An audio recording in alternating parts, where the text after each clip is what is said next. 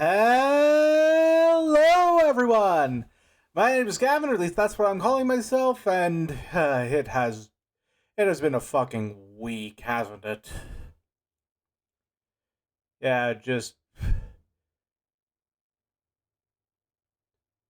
I saw a post a while back that was like relevant to this, where someone said to the effect of, when I was 14, the internet was designed for 30-year-olds, and now that I'm finally 30, the internet's designed for 14-year-olds.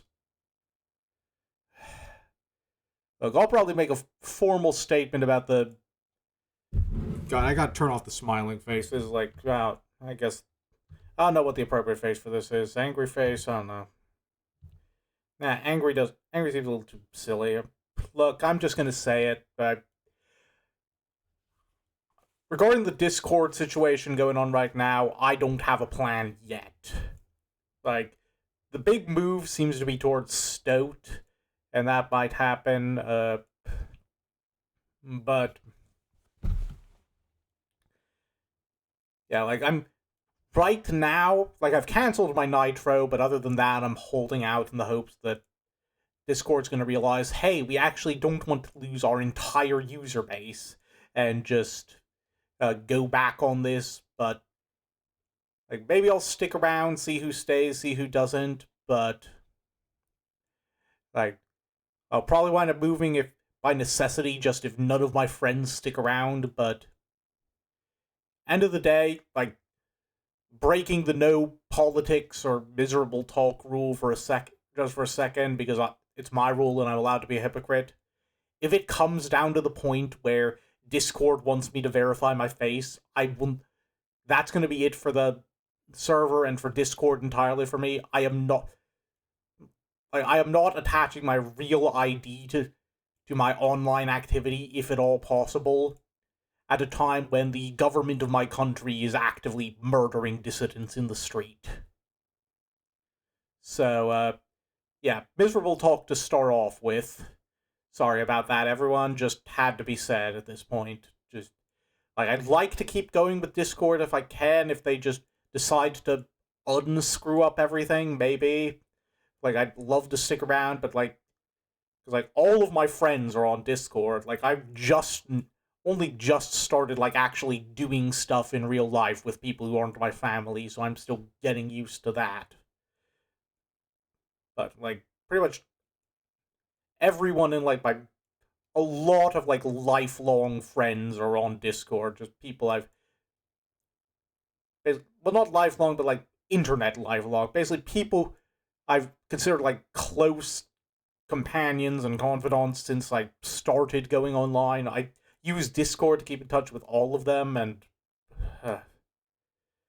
like, the idea that I might just lose contact with people who've, like, helped me through some of the toughest times in my life, and, like, I've just talked with so much, I would just lose contact like that because one corporation decided to be awful is just terrifying to me. So I don't know what's going to happen here. Okay, so that's the serious talk out of the way.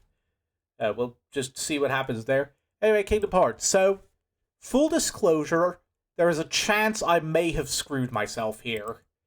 Because, like, I've been doing more randomizer stuff on my own time. And as part of that, last night I actually, like, finally got, like, OpenKH set up and ran a Kingdom Hearts 1 randomizer for the first time. Went well enough. Had some progression issues here and there, but I got through it. Yeah, the problem, I think, the issue is, I realized after the fact, maybe I shouldn't be modding the game I'm about to be playing vanilla tomorrow. So I think I got everything set back to normal, but, and, like, worst case scenario is I think I've got everything set to back to normal and it looks like it, and then when I get to the end of this Proud Mode playthrough, it doesn't give me the achievement because I had mods on at one point, even if I never opened the save during it. But hoping that doesn't happen. Hoping everything looked back to normal when I got back to it last time. Like, booted up after the mod and after uninstalling the mod and made sure that everything was working right. Like, everything looked good, so hopefully we're all good, but worst comes to worst, if I've borked the game and my entire save, we're probably just gonna bin this and I'll just do the Wario Land 4 stream I've been wanting to do for a while, and just haven't had the time during the week for yet. So, yeah, fingers crossed. Let's see, do we got this working yet? There we go. Okay, more Kingdom Hearts time, let's go! Don't think about the outside world, think about Kingdom Hearts, our friends or our power! Just relax and try to imagine Sora beating the CEO of Discord with a giant key. Anyway, what was I doing here? There's something I need to get here. Look at my notes. Oh, right, there's puppies here I want to go get.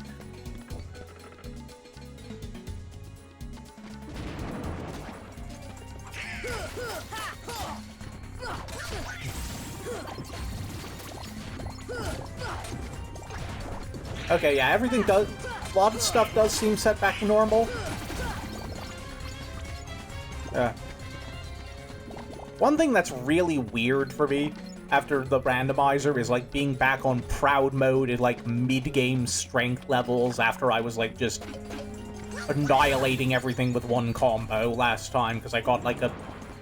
I had, like, randomized Keyblade stats on, and just, by sheer luck, I got it so that the starting Keyblade had, like one of the dream weapons from the Dive to the Heart segment that you start with had, like, maxed out strength and magic, so I just had the best one right at the start. So, outside of some early game hell segments where I just did not have enough, just plain did not have enough HP to survive a lot of lengthy enemy encounters back to back, especially when the game wasn't giving me potions and chests.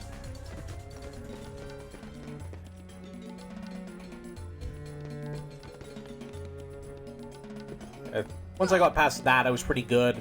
I struggled with End of the World a bit, because, like, the Invisibles do a fuck huge amount of damage. Oh, would you believe, I never noticed till just now that there actually is, like, a little graphic of the Dalmatians in the chest. Ooh, okay, I don't think we're actually equipped for this yet, but this is the Pot Scorpion. It's one of, like, the optional bonus Heartless. It's one of the ones I like better, because it's, like, easier to do, and then once you... It's easier to do its gimmick, and then once you actually get to the fight, it's actually kind of cool and has neat mechanics. But we're not going to do that here, because I don't want to grind.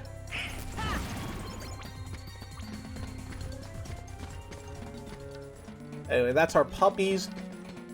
So... Oh, wait. Know what I just realized? We get to do the best world in the game now. Like, I named the stream about, like, me... like, dying under the water or something, because I just... Because I thought I was going to be going straight into Atlantica. But I forgot. We get to go to the good world now. We get to go to the place I actually like. Oh, I'm going to be so happy this stream. This is the perfect... Like, maybe I shouldn't have been so doomer in my post. This is, like, the perfect depression stream now. I'm going to be so happy about this. Oh, wait, actually, no, not here yet. First we gotta turn in the puppies we've got, because I think if I'm correct, we've got just enough now for what we need.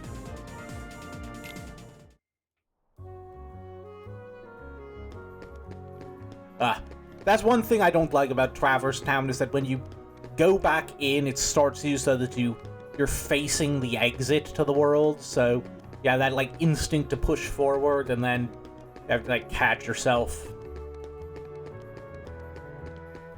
Oh yeah, also, I didn't talk about it because I was being all depresso mode earlier during the intro, but yeah, we're back to boy mode again. Oh, okay.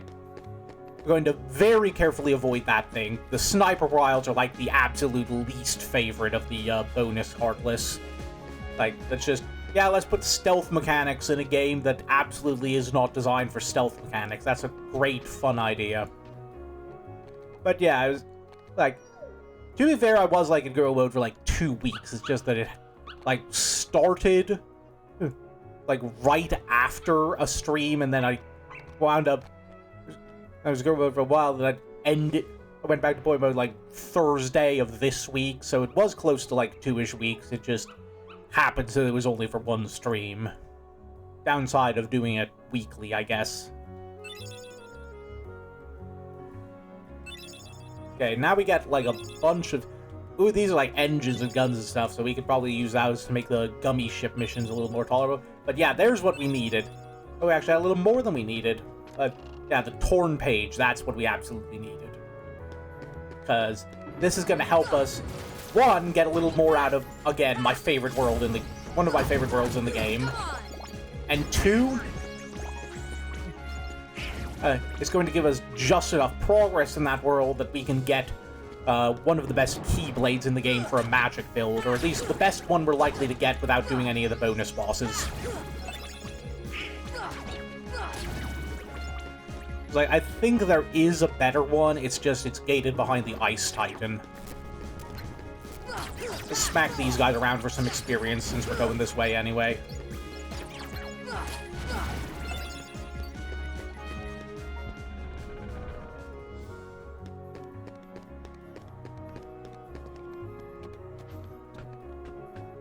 Wait, we can go through the...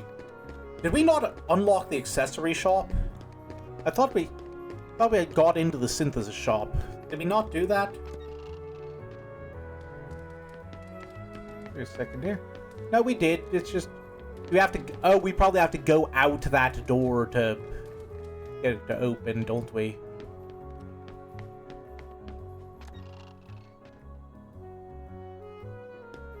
There we go. That's the issue. Anyway, while we're here, let's see if we can craft anything. Nope, nothing new. Need more frost shards, I guess.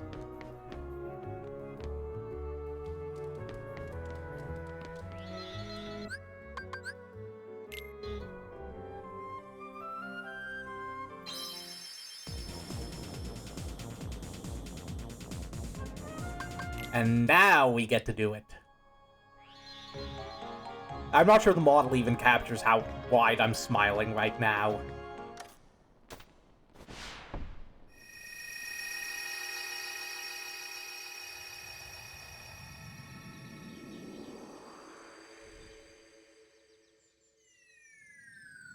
Like, I know some people don't like 100-Acre Wood in Kingdom Hearts, some people don't like the mini-games. Me, there is no amount of mental damage that can be caused to me by bullshit mini-games that is not instantly and perfectly cured by just the presence of Winnie the Pooh.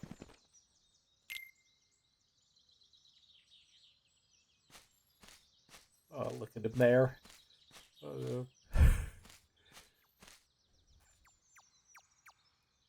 Think, think, think, think. God, I love him so much. Hi there. What's wrong? Nothing. Just thinking. Oh. Oh.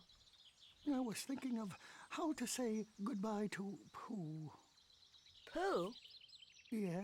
Okay, this will be the only dark joke I will ever dare make about Winnie the Pooh, but, like, the wording of that line makes it sound like he's about to commit Poohicide. Yes. I apologize so much for that, Pooh. I'm so sorry. I love you. Yes. That was not meant for your innocent ears. Who are you? I'm Sora. Oh, hello, Sora. Have you come to say goodbye to Pooh, too? Oh, God, I just want to... No. I want to hug him. We've only just met. I'm literally tearing up just What do being you mean? around him. I just love him so Well, much. He's we so all lived adorable here in and the sweet, Hundred-Acre and, like... Wood, and I we'd just take love walks being together, around Winnie the Pooh, no matter the play context. glue sticks. And every day, I'd eat some honey. He's just so Just one sweet. small smackerel would taste very good right now. But now, everyone is gone. All my friends, and my favorite honey tree, too. Everyone must have gone away while I was napping, I think. Okay, I need some water. I'm So losing who hydration knows? rapidly through my eyeballs. Maybe I shall end up going away somewhere as well. But I wonder, how do I say goodbye to myself? Think, think, think. Oh, my tumbly is getting rather rumbly. And now we get the music.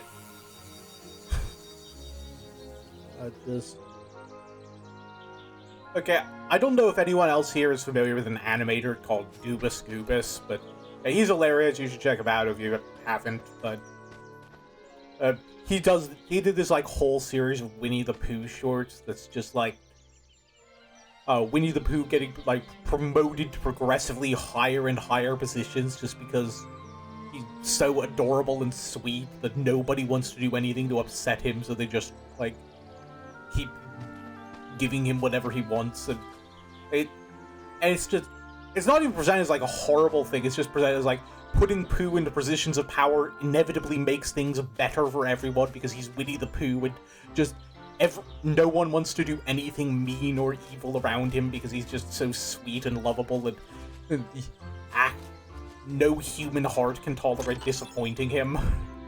That's how I feel about Winnie the Pooh.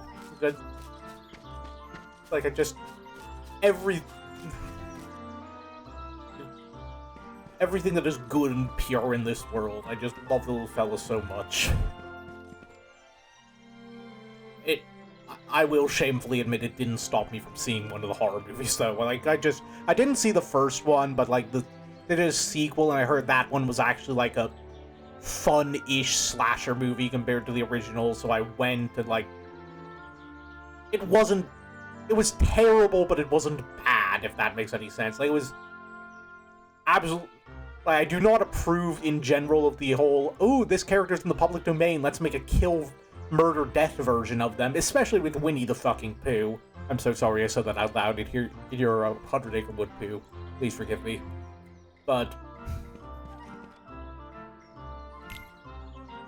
anyway. Yeah, just movie was kind of fun, at least. I didn't mind it.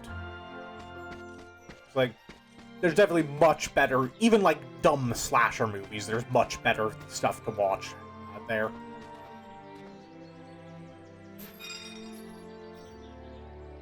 Oh yeah, very sure if you can get like an item, go up in here and whack the thing before going in. Oh, bother. There's no more honey left. If only the honey tree would visit. Then I could eat my fill.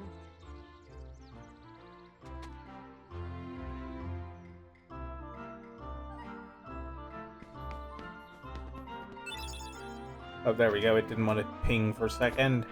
Yeah, there's a couple items we can get here, but that is not the main reason we're here. The first is that... I refuse to leave this game without bringing all of Pooh's friends back. If at all physically possible.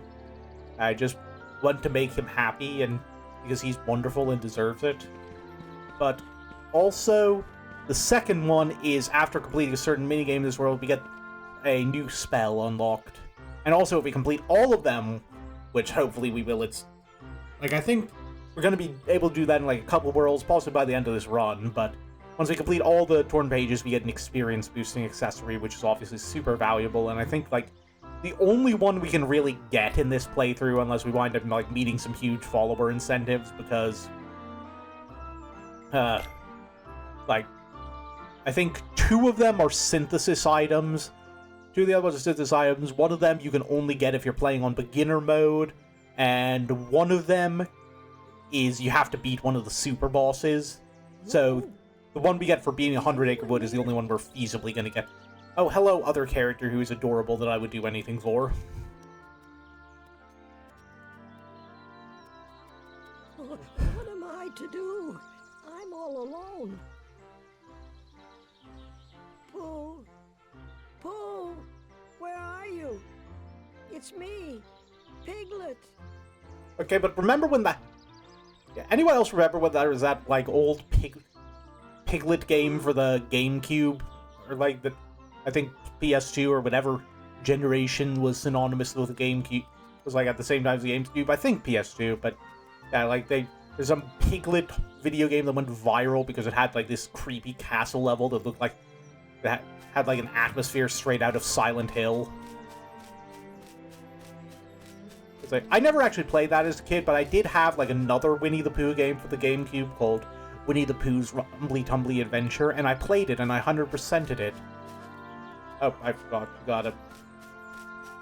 You gotta go around and then talk to him without him seeing you. Oh dear, I was just never mind. I'm sorry. Me when I accidentally do something that could be perceived as inconveniencing someone.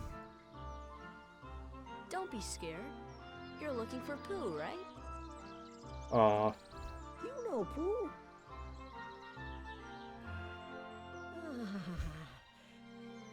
Oh, you see, I have something for him. I have to take it to Pooh right away. Oh, Pooh!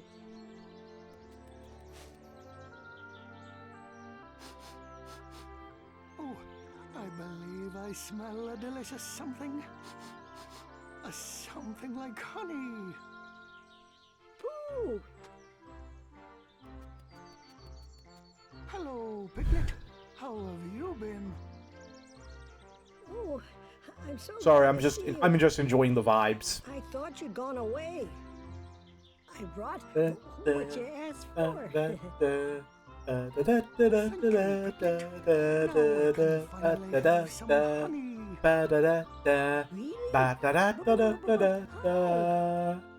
I shall hold on to the balloon. Oh god, I hope this doesn't get copyrighted. Like, I'm just realizing we're into the the string of worlds where the music is just straight up a remix of a Disney song. Oh, Like, just... I'm sure there's, like... I mean, King of Hearts is, like, a big enough game that, like, there's people all over YouTube who've played it, so I would assume it's not going to be a problem, and plus, like, I know there's, like, a before you stream segment in the menu that says, basically, you're allowed to play the game as long as you're not expressly just, like, leaving it idle to listen to the music and play it on stream. So, hopefully it won't be a problem, but, like, you know how the auto algorithms go. You're like, you're going to be doing an entirely innocent video, and then there's going to be an errant fart in the background, and that some string of ones and zeros decide, as like, use its mighty machine learning powers to decide is indistinguishable from a 100th of a second of a Taylor Swift song, and next thing you know, your entire channel is erased. Hey, anyone remember when IBM had that rule that was like, a computer cannot be made accountable, therefore a computer may not face must never make a business decision? Anyone else remember when Google's slogan was, "Don't be evil," and then they had to change that because they realized being evil makes lots of money?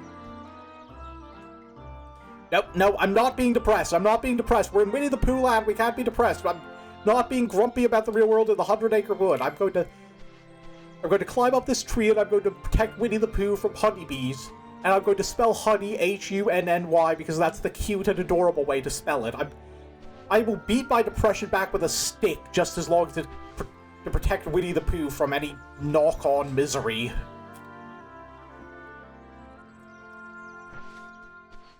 Okay.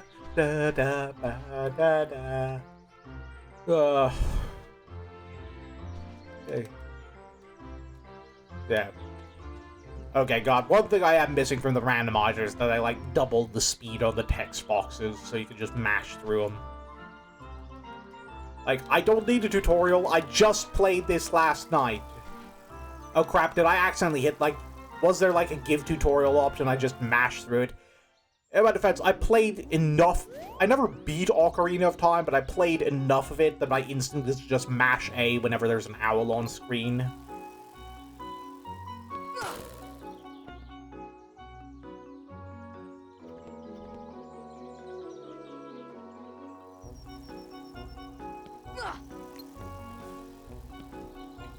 Ah, crap, we've already... Yeah, thankfully, Winnie the Pooh is forgiving as ever and gives us multiple chances to get him lots of honey. We just have to be a little more careful. It took me a couple tries last time, too.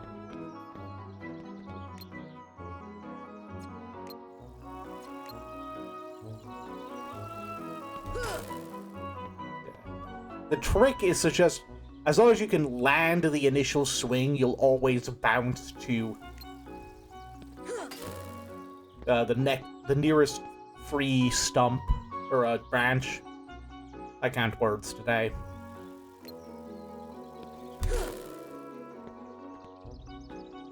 So once you're up here, it's actually pretty easy business because, like, it was in the randomizer because, like, all the bees will have to, like, get into a range where you can just hit them from the ground before they can get to Pooh. So you can literally just kind of stand here and swat them off.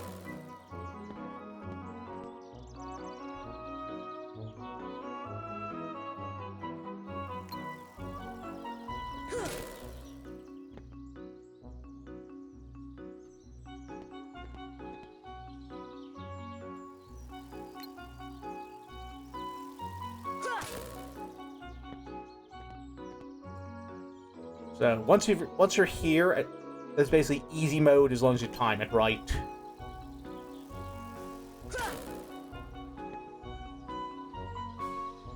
Only real problem is the camera angle being fucky.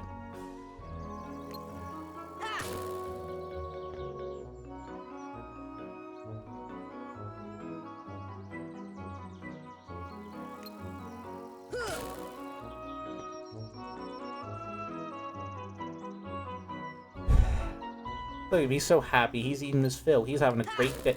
A grand old time. Well, I mean, that's Wallace and Gromit. Oh, wait, no, that's Grand Day Out I'm thinking of.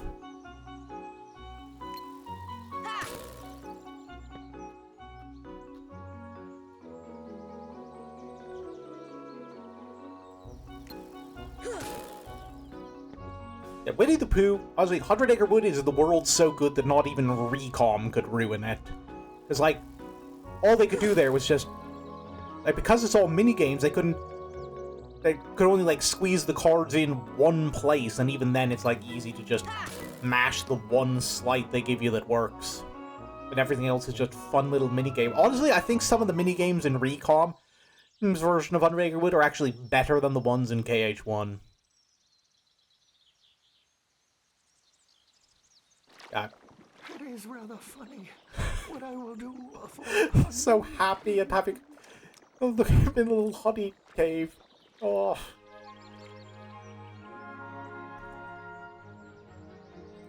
So now we get... Ooh, new summon. That's Bambi, I think. I never actually watched Bambi.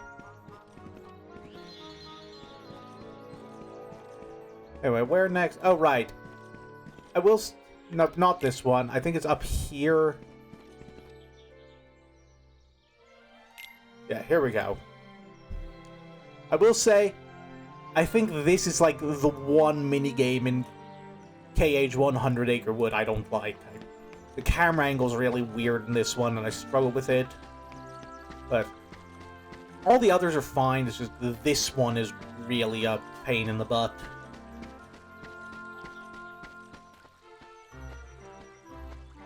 The good news is the, like, score to clear, as long as you're not trying to, like, hit the top score that you need to get, like, one... For, like, the journal completion is, like, it basically gives it to you as long as you do something.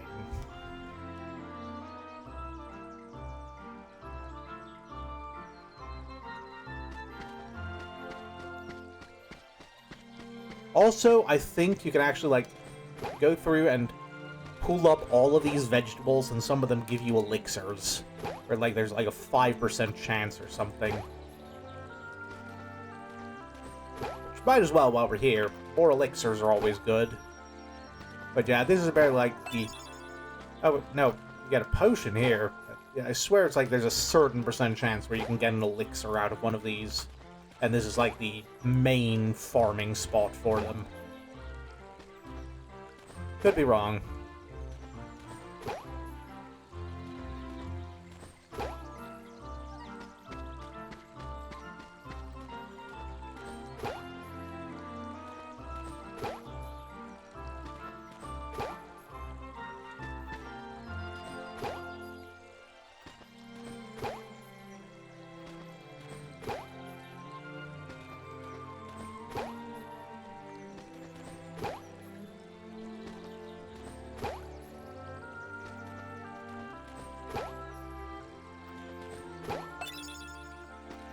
Well, we got some potions, so it's not a complete loss.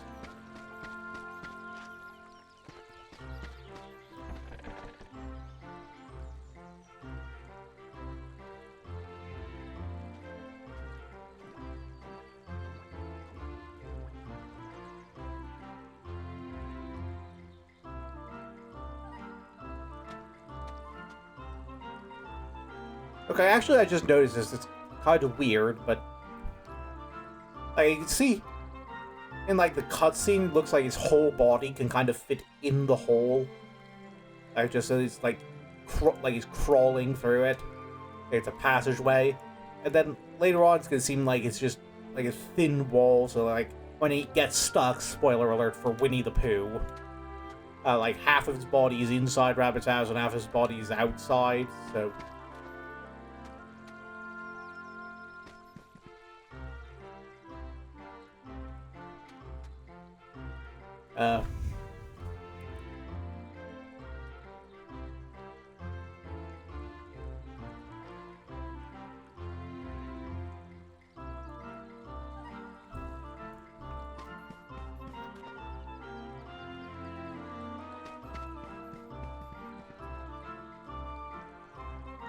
I forget exactly what I need to do to, like, progress this.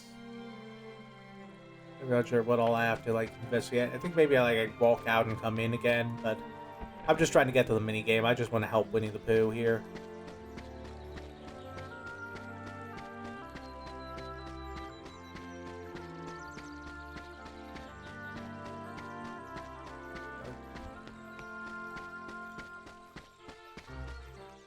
Okay, there we go. We have to start to leave.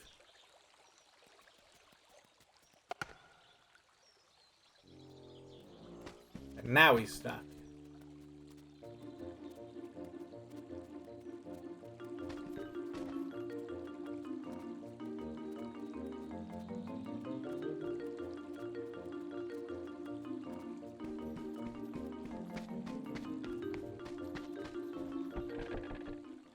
Alright, now, I'm trying to remember what all the event triggers for this are.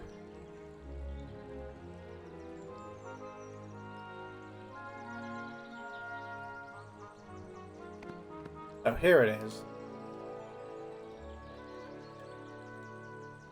Who's ready for another one of my childhood favorite characters to show up?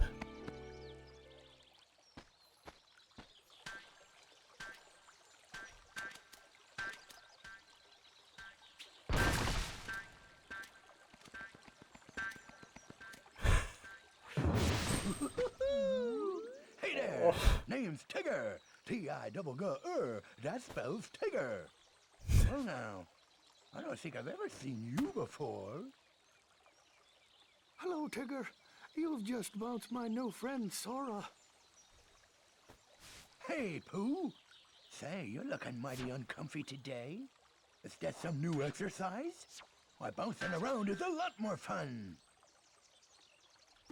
Well, why do you bounce around so much, Tigger?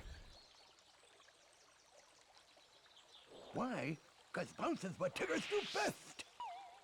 Speaking of which, my bouncing spot has gone and disappeared. So for now, this will be my new bouncing ground. You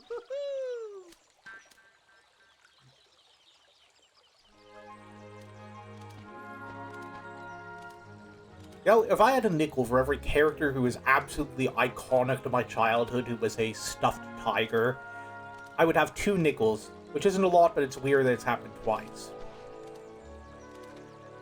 I guess the big difference is that, like, with Tigger, it's like, yeah, he just bounces on people. He bounces around. He's fun and cuddly. And then with Hobbs, it's like, he has canonically eaten a child. Like, dubiously. Like there is a Calvin and Hobbes comment that implies Hobbs has eaten one of Calvin's classmates that had a dispute with him. Like, obviously it's just like a one-off joke, so I'm not trying to be like, ooh, Calvin and Hobbes is actually super dark if you think about it. Like, I'm not some weirdo, like, I'm not that specific shade of weirdo, let's be real, but yeah, like, just, there's your weird bit of deep comic strip lore for today. Like, Hobbs ate a kid once. Implicitly, like, like, that's the thing about Calvin and Hobbes. It's always, like, it's deliberately kind of ambiguous how much of any given storyline is actually happening and how much is in, like, Calvin's imagination. I think that's, like, kind of the magic of it, isn't it? It's, like, sometimes stuff happens where it's, like, very clearly just Calvin projecting his fantasies onto the world around him, and then some stuff happens where it's, like, this physically does not make sense unless aliens exist and have visited our planet or something.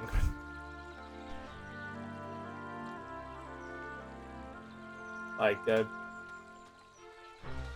sometimes you get, like, the Stupendous Man arcs, where, like, gets cutting back and forth between what he's imagining himself doing as a superhero and what he's, like, actually doing in real life.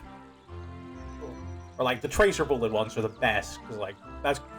If you've never seen the Calvin and Hobbes, like, Tracer Bullet storylines, it's some of, like, the best noir detective lines ever written. Is for a silly little comic about a 6-year-old shooting people with a suction cup gun.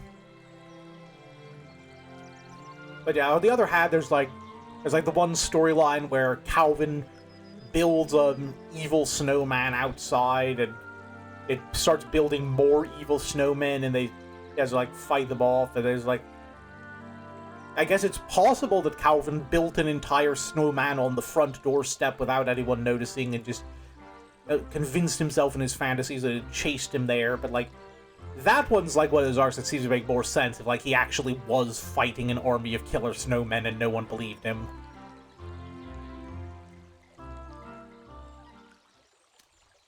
But, like, the classic one is, like, the one where he like, Hobbes ties him up to... because he wants to be an escape artist.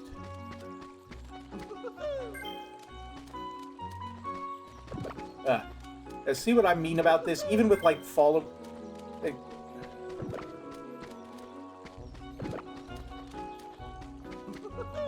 even if you're, like, following his shadow, it's hard to gauge where he's going.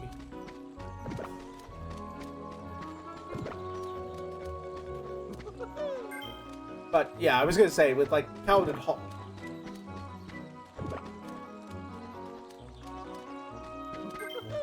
Calvin and Hobbes is, like...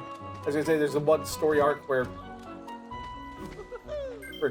Calvin, like, has Hobbes tie him up so that,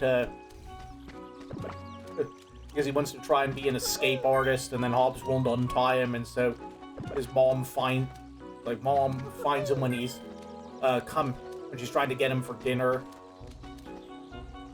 And so, she can't figure out how he, like, tied himself up. It's like, that's the question, like, if Hobbes isn't real, how did he tie himself up? Hey, you kept up pretty good there, Sora. Especially for a non-Tigger. Let's have another go.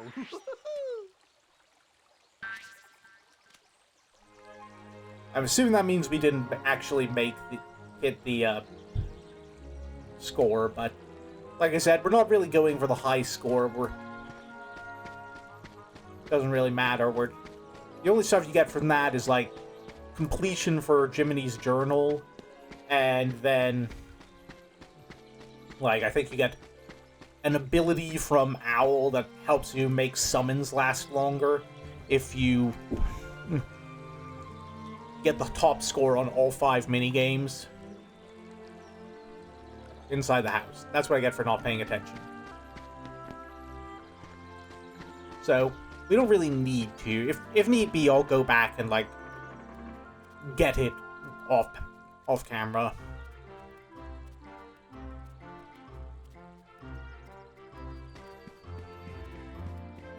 Now, once the camera decides to behave, whee!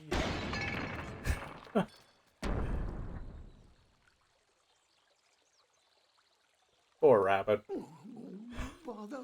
Yay, Pooh. Where am I? It's ever so dark in here. Well, it isn't so bad, I suppose. There is plenty of honey. So much.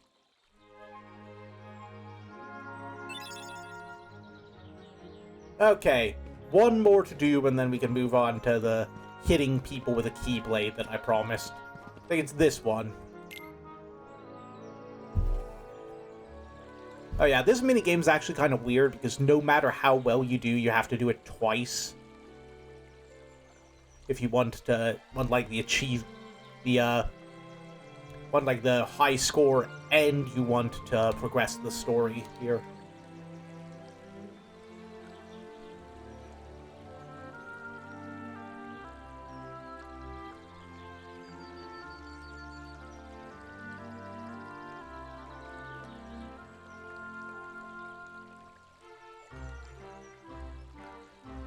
You know, random thought. You know how, like, a bunch back when Harry Potter was, like, a popular thing? People actually, like, made Quidditch into a real sport and started, like, playing it competitively. As far as, like, sports based on British children's books go, I kind of want to live in the timeline where instead we've got, like, competitive poo sticks. I don't know how it would work, but I think it would be very funny.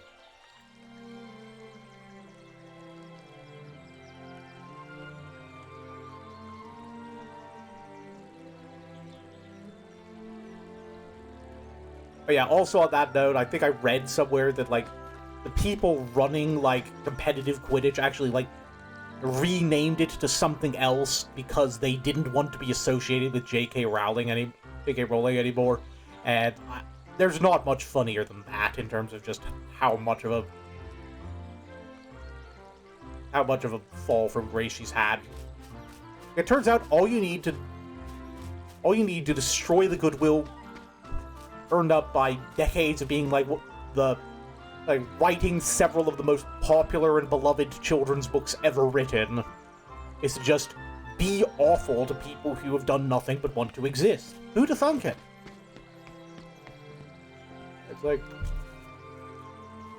It's like complicated feelings. I've probably talked about it in stream before, but I still do, like, for all its many, many, many, many, many, many, many faults, I do still unironically have a lot of nostalgia for, like, the whole Harry Potter franchise. I still like a lot of the characters and some of the concepts. It's just, I refuse to do anything with them because, like,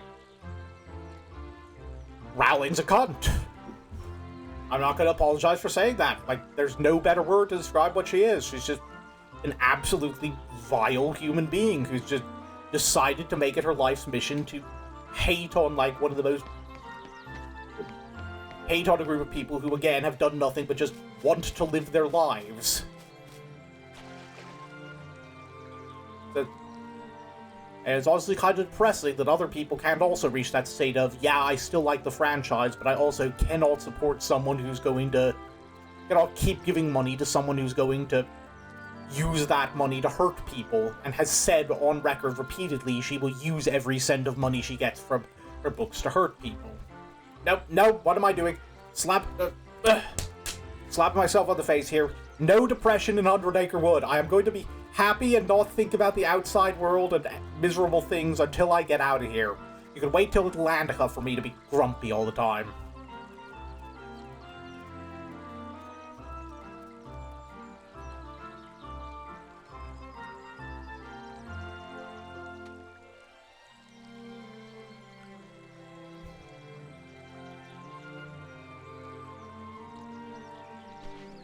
Look everyone, it's Owl, our favorite owl. Look how happy and not thinking about the real world I am. La la la la la. Okay, just focus on Winnie the Pooh. Focus on Winnie the Pooh. Be happy. Just distract yourself. You did this whole stream because you wanted to not think about that stuff. Okay, now we get a cute little segment where we get to, like, lead Winnie the Pooh. Lead Winnie the Pooh. It's like, this is the part where we lead Winnie the Pooh across the bridge. Oh, there we go. Look at... Okay, there we go. Just, now we're in happy mode again. Just look at him, like, toddling along. It's just wonderful.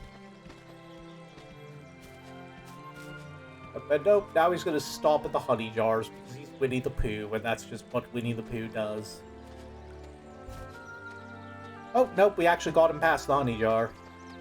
But yeah, if you lead him too close to that path, he just eats all the honey, and you have to wait for him to finish, which is unfortunate, but he's Winnie the Pooh. You can't be mad at Winnie the Pooh for eating honey. He's just... Look at him. He's doing his bestest. He's just... he doesn't even have to wear pants. He's just a happy little guy. Ugh. Look, he's going on the swing. We're going to push him, and we're going to have fun, and we're going to be happy.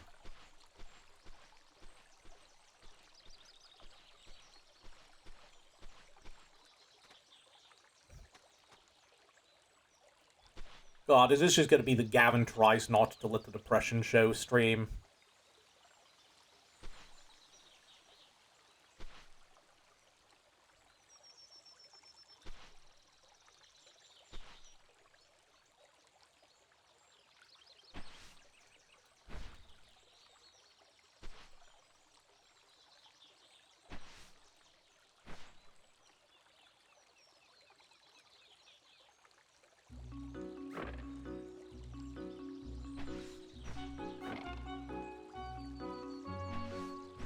So again, this is one where we're not going for the high score. If you're going for like the high score, you kind of got to time it better. Here, you're just trying to specifically land him on Eeyore's house, which, while kind of mean-spirited, does at least get us Eeyore's tail back and help him out in the long run, and does like give us what we need to progress.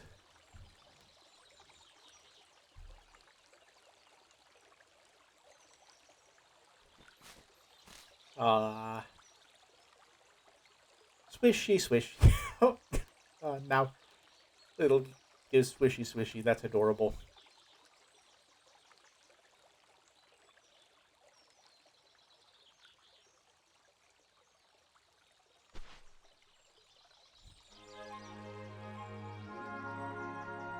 And here we go. That was like our last of those pages. And that's the last thing we needed to... That's the last thing we could do for now, and that's the last thing we really, really wanted to get.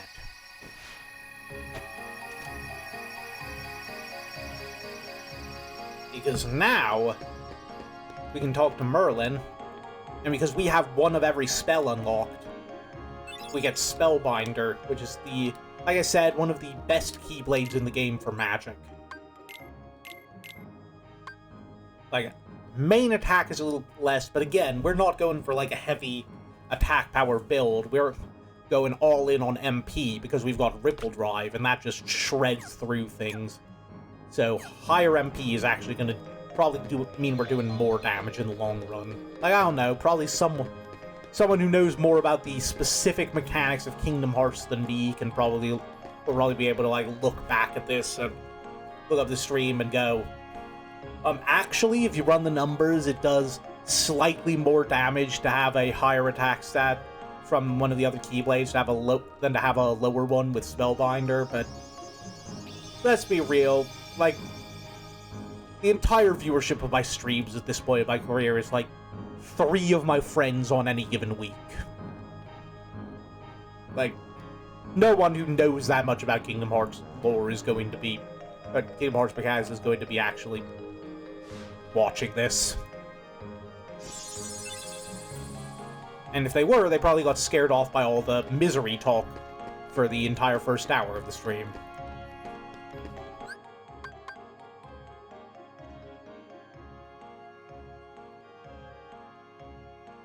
Anyway.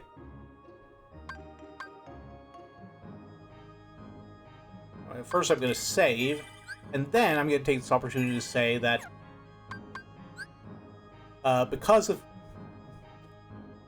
Actually, like, now that I'm out of Hundred-Acre Wood, I can be mean about things and not feel bad about it. But that is a work subject for another time. For now, it is time for... Well, I was going to joke, it's time for Finny Fun, but that's Kingdom Hearts 2. We're not there yet. So that joke doesn't work yet. Yeah, I'm definitely not doing the musical part. If we get to the Kingdom Hearts 2 Proud Mode playthrough, I'm definitely doing Atlantica off-stream. Just, like, Disney might let me slide on, like, the Kingdom Hearts-specific remix of Under the Sea that we're going to be hearing. It's not letting me slide on an actual rendition of Part of Your World. Wait, actually, hold on. Let me actually... We got some new parts from the puppies. Let's put those to use. We could always do with a better engine.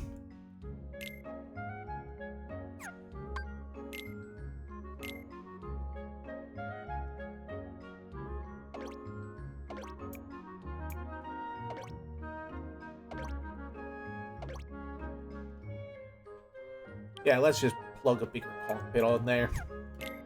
Why not? Get a little extra healing.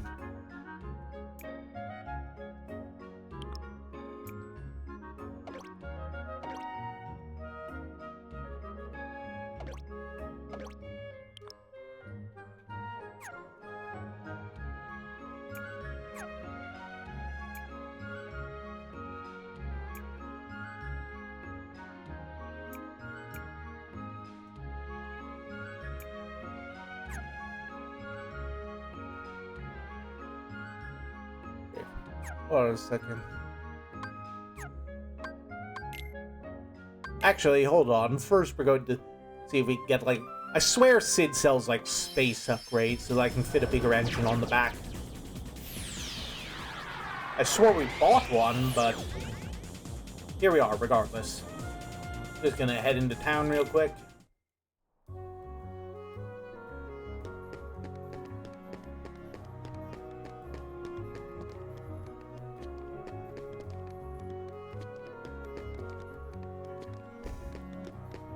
Anyway, yeah, there's the usual, like, hourly DASB notification. We'll say, I try not to be too pushy about these, but definitely could.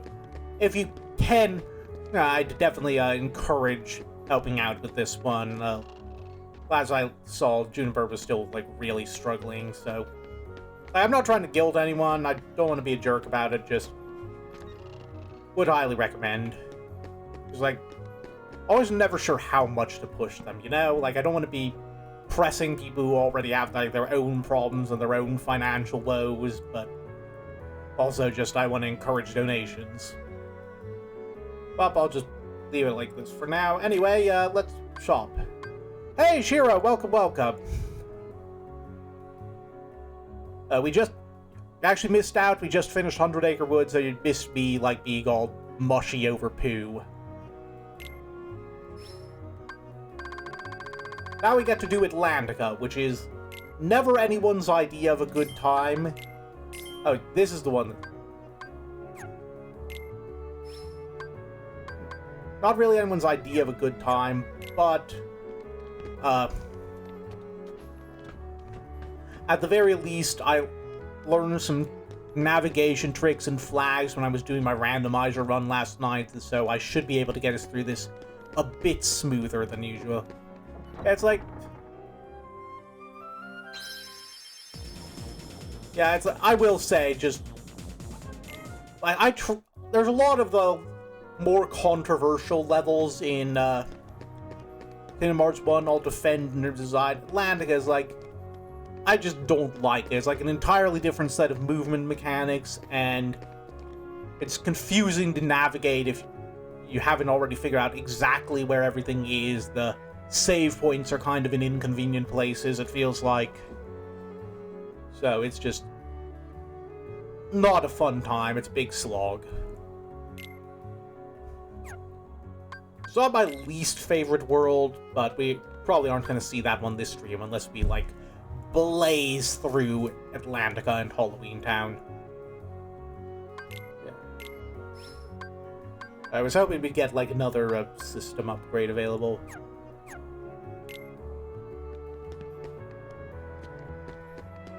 If we left town and came back. I don't know when those unlock.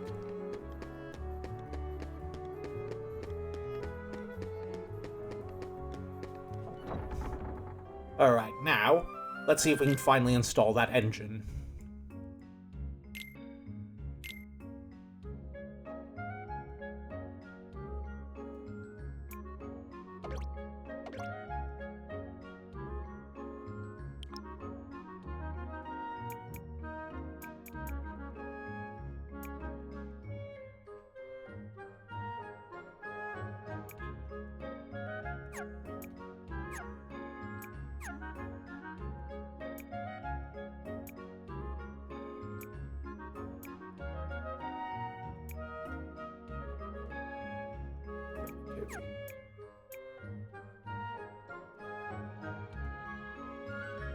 Oh, what did you see?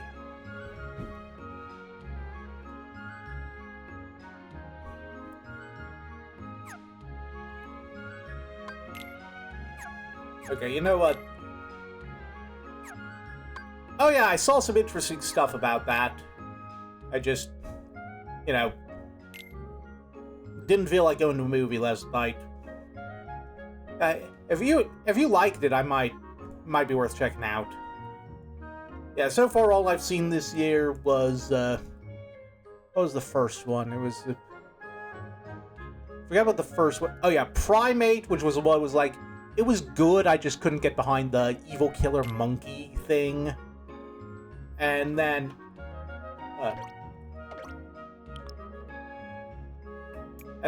Iron Lung, which was the one that I absolutely loved.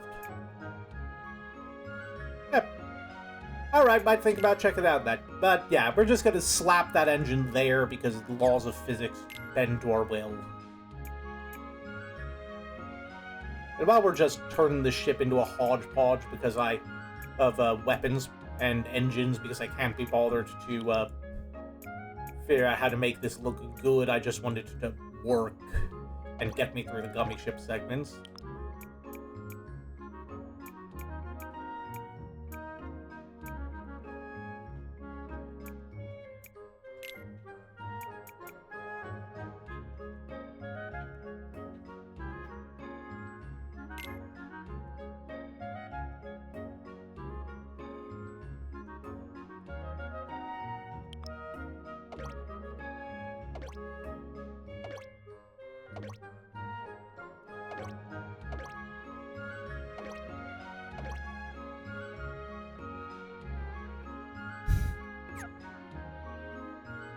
Alright, let's just save our latest mishmash of weapons and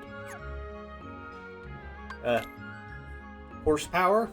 And now we can finally actually go to Atlantica.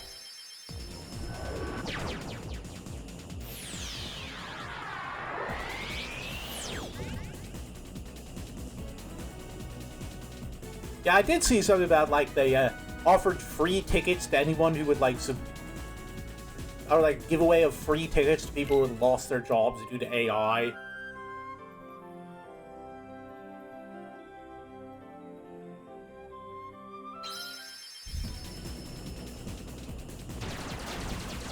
Okay.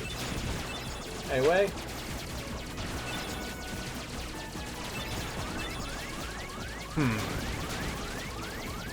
We may need a little more armor.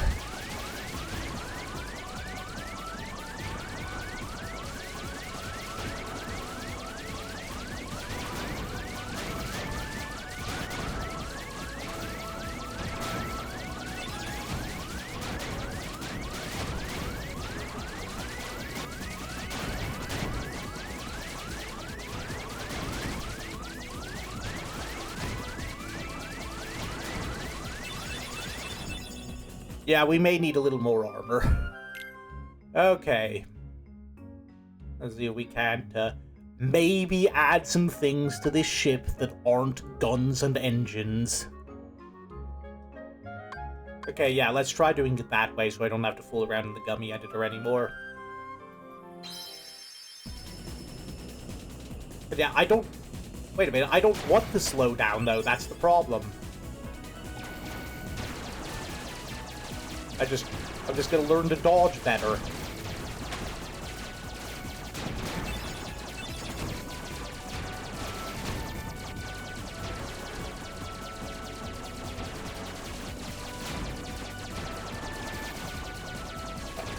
I forgot I've got like an Asuna, or like one of the ones that like picks up stuff from far away now. I should remember to grab that, add that next time I'm in the editor.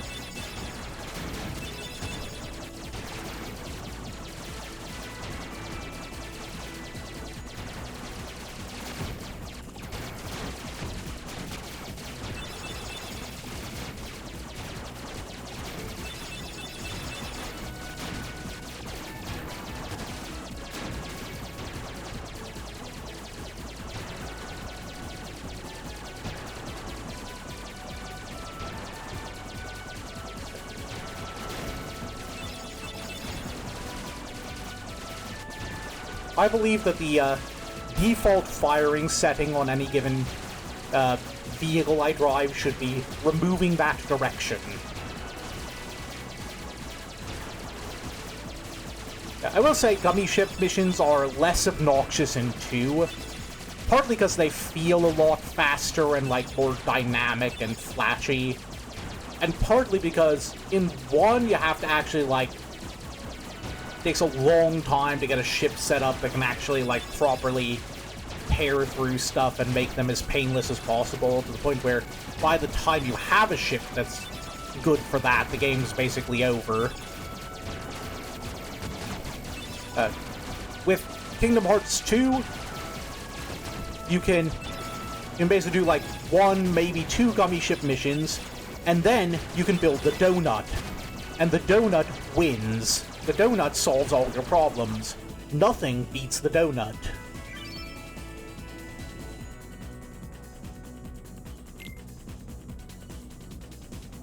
Now, for those not in the know, in Kingdom Hearts 2, enemy laser fire will always be precisely targeted for the middle of the ship. So, literally, if you just make a giant fuck-ass hollow ring for the ship, there's like 2 enemies in the entire game that can hit your ship.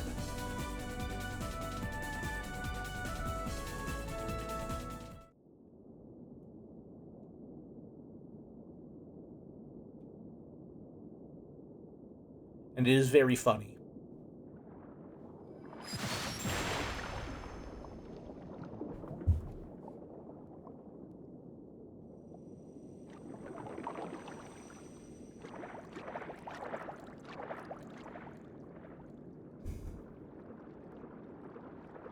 Come on, Sebastian. Ariel, wait! Slow down! And now comes the part where we cross our fingers and pray that Disney is true to their word, that they are okay with posting streams of this as long as you aren't doing it specifically for the music. Oh, relax, Sebastian. They don't look like one of them. Right, Flounder? I don't know. There's something weird about them. What do you mean? They do seem a little different. Where are you from? Anyway, the one redeeming factor of Atlantica, Ariel's great in this game. These waters, Like they hadn't, Oh, I see. like they hadn't yet gone, wait a minute, a woman being useful, we cannot have that in our Kingdom Hearts, relegate her to the singing minigames. Oh, don't worry. Yeah, Ariel was good in this game. I was talking about it last time, but like, basically, if there was an option to have Ariel as a party member in Otherworlds, I probably would a lot of the time. She's like the best support character in the game. Anyway, now we got the obnoxious, unskippable tutorial on how to swim that goes on for exactly too long to be fun.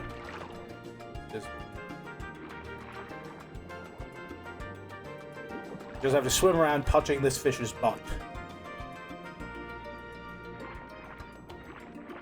Oh yeah, she's sweet, and she's, like, as a character, she's really great in this game. Just, she has a neat arc. Like, it's not a complete one-to-one of her arc in the movie, but she does kind of, like... Where did there he is. I always lose track of him when he goes up really high. And then he goes down low again, and...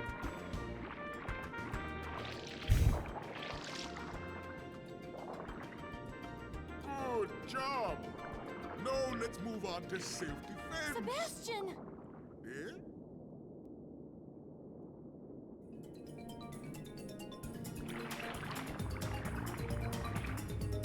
Class is over. Good luck. But it really is neat that, like, we'll get to it when it comes up, but, like, Ariel's, like, the one of the only partners who actually figures out that Sora's from another world on her own.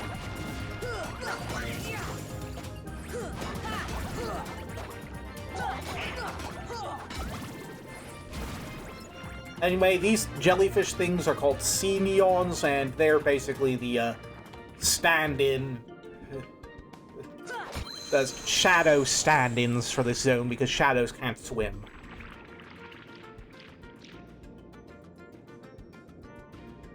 Yeah, well, I feel like Beast doesn't count as much because he very much has the context of there already being other worlds, because he's not in his when you meet him.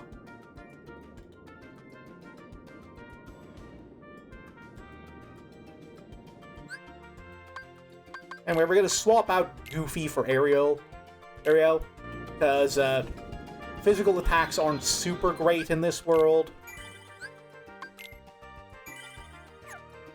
And of course, Ariel's great, and we want her. And you don't need to worry about missing out on Trinity marks, because there is exactly one Trinity mark in Atlantica, and it's a white one that you can only activate once you've beaten like 90% of the game and come back and do it.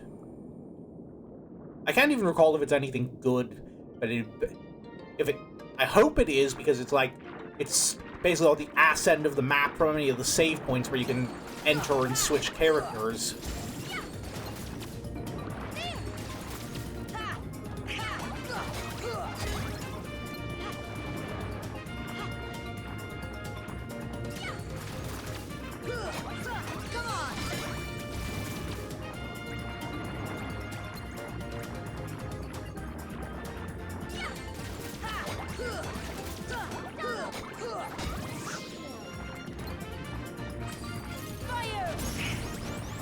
Oh right, I forgot I have fire mapped to that button on this file. Give me a sec, I'm gonna fool around with...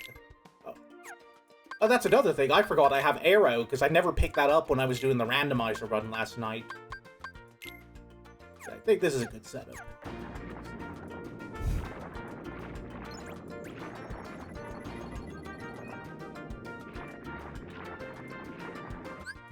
Let me check my abilities, see if I can squeeze anything good in, or if I've unlocked anything good. Doesn't look like much yet. I'll just throw on Tech Boost in the meantime.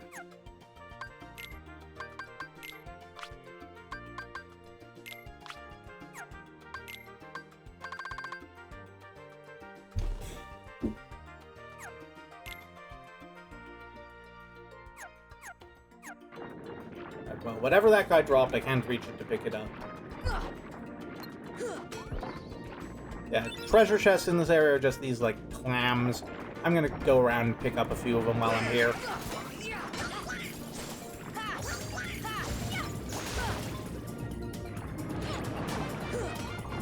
Oh yeah, and also, like treasure chests, they won't open unless you can't open them if there's still enemies around.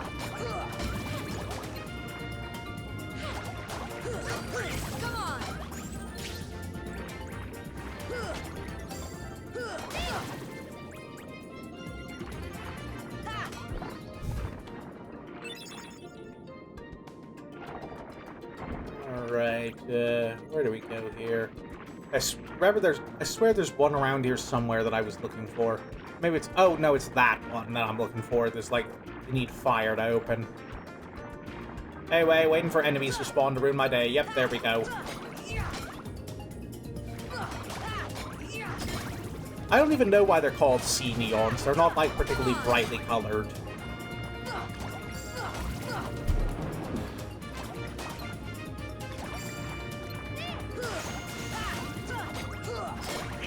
Maybe just the jellyfish bubble thing is full of neon, so there's a gas. I don't know how it works.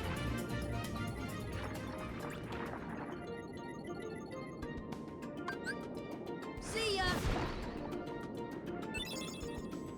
That's a synthesis item.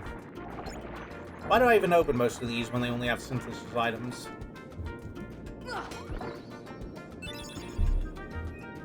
Let me double check my notes one sec. Okay, yeah, there's only one item that's on the we must pick this up list here.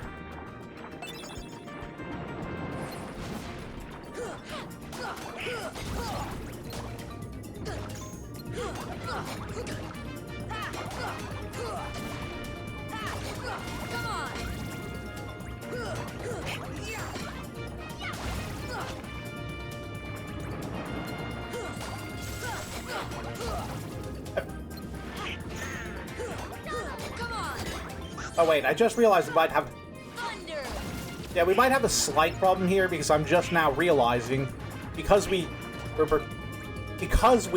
swimming, we can't use any of our, like, ground combo finishers, so that means no ripple drive. So, we're gonna have to actually remember to cast magic at things more in this world.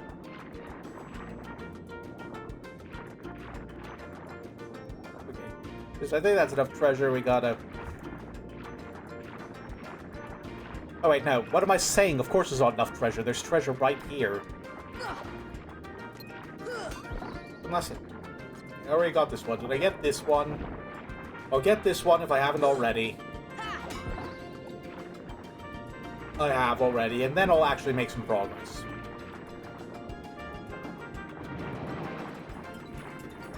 Nope, spawned in too late. You missed your chance. Anyway, now we're just gonna head in here.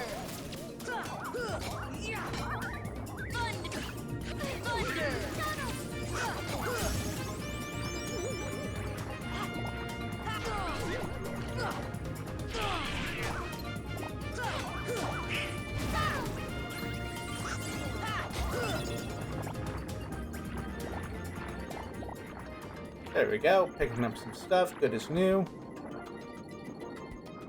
So yeah, we can go through here, and then that's going to take us up to, Oh yeah. Yeah, see these guys? That means that we can fight the pink Agaricus here instead of a deep jungle if we want, but like, why would you want to? Because that's like the most convenient place to fight, and you can do like your special combo stuff here. Doesn't matter anyway, because we're not... we're not planning on doing any synthesis grinding unless otherwise specified by the whims of people showing up to watch me. Anyway, a couple chests we can get at here, but I'm not worrying too much about the chests like I would be during a normal playthrough or like a randomizer playthrough.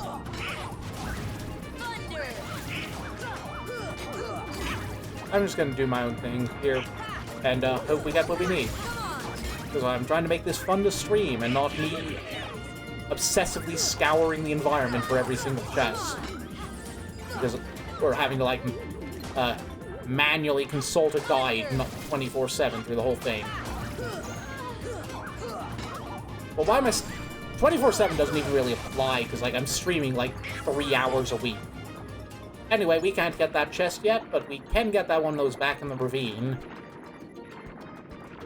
Well, I'm repositioning myself. I think I leaned too far away from the mic, but... Yeah, so, did we get this already? No, we did not. Yeah, I hate that they make you, like, physically pick up the item, because it's, like, hard to wiggle your collision box into the middle of the clam. Anyway, there's also, like, one more chest we can pick up in this tiny area here. It seems to be just to house this one specific chest, and for no other reason.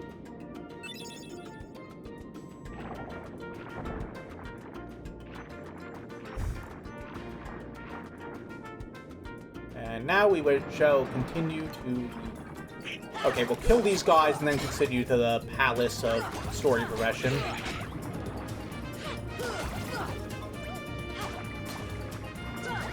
Oh, I think it's this world we get the next Thunder upgrade, too.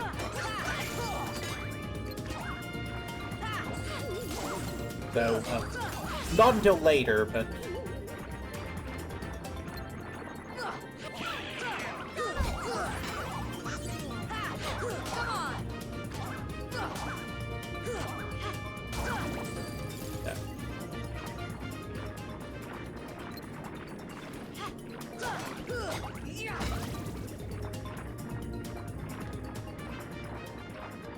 Ah, that does sound cute. So, hope... Like, I'll trust your judgment on that, because, like, I hear autism-themed Valentines, and, like, my first thought isn't, oh, that sounds cute and good for people like me. My first thought is, oh, this is going to be Valentines designed by people who have seen The Big Bang Theory, and that is their sole experience with autism, isn't it? But, like... Oh yeah, that's cute. Oh right, I can't... I've completely forgot I can't open these unless I kill all of these guys. Like, that's another consequence playing with the randomizer mod last night, is that there's an option in there that lets you make it so you can activate chests while there's still enemies around. But I think even then it doesn't work on the Atlantica ones. Like, a lot of them don't work on the Atlantica ones for some reason, because they're coded differently than normal chests. Like, there's another mechanism in the randomizer you can do that makes it so that, like, you can't open any chests in a world unless you have the Keyblade specifically coded to represent that world. Like, you can't open any chests in Deep Jungle without Jungle King. You can't open any chests in Agrabah without 3 Wishes. But apparently they couldn't get that working for Atlantica because the chests work differently. Oh yeah, that one's kind of cute too.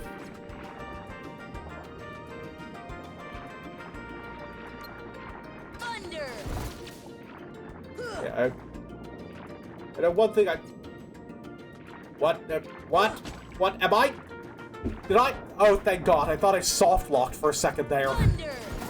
But did I just get soft-locked by a chest? Am I going to have to restart the entire stream because of a fucking clam?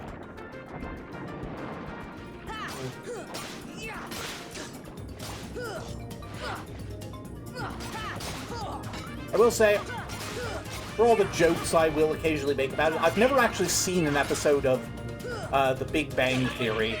I have no intention to, because I think I know enough about it to judge it, but, like, I know the only 2 things I've heard about... The only 2 bits of experience I have with it are, one,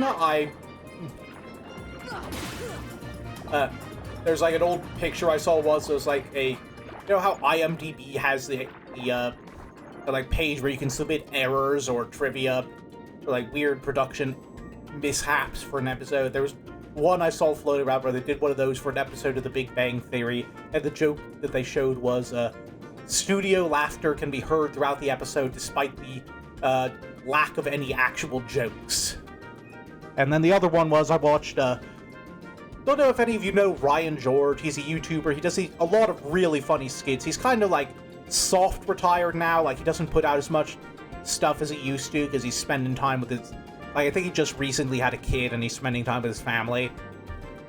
But he does this one series called Pitch Meetings where he, like, plays as, like, a screenwriter and producer in Hollywood, sort of presenting the concepts behind various movies and occasionally TV shows in silly ways. And he did, like, an episode on The Big Bang Theory, and I watched that. I was like, oh wow, every single romantic relationship and plot point in this show sounds like sexual harassment and or an actual crime. Like, this is...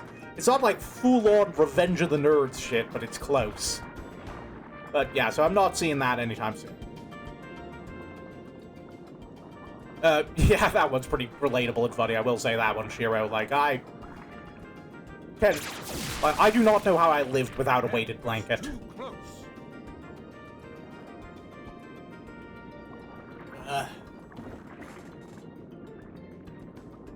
As long as I have my trident, I will not tolerate those creatures inside this palace. Daddy? Oh, Ariel. Oh, yeah. I can see that. I can't remember if I've seen any specific examples of that, but that's funny. Strange creatures lurk outside.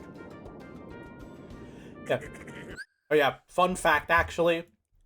My dad loves the pitch meetings too. I used to show them all the time back when they were still doing them consistently. And I actually bought him an official super easy, barely an inconvenience shirt, and he wears it all the time. Behold, you swim before the ruler of the seas, His Majesty King Triton. And who are they? They helped us fight off those creatures. They don't look familiar. We're from an ocean very far away. Yup, we came to find the keyhole. The what? What's that? Well, it's a... There's no such thing, certainly not here. But Daddy... Ariel, not another word. You are Honestly, not to leave even having been this world, I do kind of... there. having beaten this world, I do kind of wonder why KH1 is, like, so bad about not wanting the keyhole sealed. Like, I forget exactly what it was, but it's, like, kind of acts like, it's not like he thinks we're here to do bad things to it. He knows we're, like, the Keyblade Master. But just, he seems to, like, specifically think, like, Keyblade Master equals bad things and brings ruin or whatever, and, like, I don't know. I'm not sure where he gets that. Like, I mean, I guess there's, like, Xehanort, so maybe he has had experience with, like, bad Keyblade wielders in the past. Maybe it'll make more sense when I get to Birth by Sleep, I don't know. They seem to be coming from Ursula's Curato. I knew it. That sea witch is up to no Yeah, like, good again.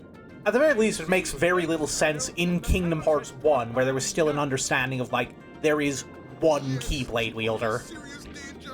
Like, it's a very important plot point a couple worlds from now that there can only be one Keyblade wielder, supposedly. Your Majesty, please,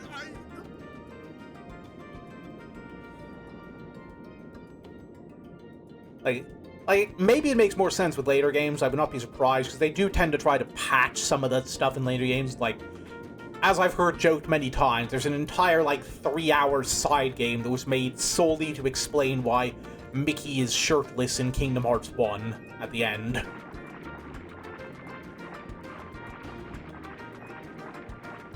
But, yeah, within the context of just what's established about Keyblade wielders, about the Keyblade in the first game, it doesn't make a lot of sense for him to be like, oh yeah, Keyblade wielders are bad and cause bad things to happen to worlds they visit. Just, I'm not complaining too much about it, but it's confusing. Like, shocker, Kingdom Hearts might have a plot hole. Who would have ever seen that coming? Well, not a plot hole. That sounds like... I feel like the word plot hole has been kind of ruined by obnoxious YouTube critics. Like, it just has this connotations of, uh-oh, thing happened in movie that was not explained to me in words that a 5-year-old could use. This is a plot hole.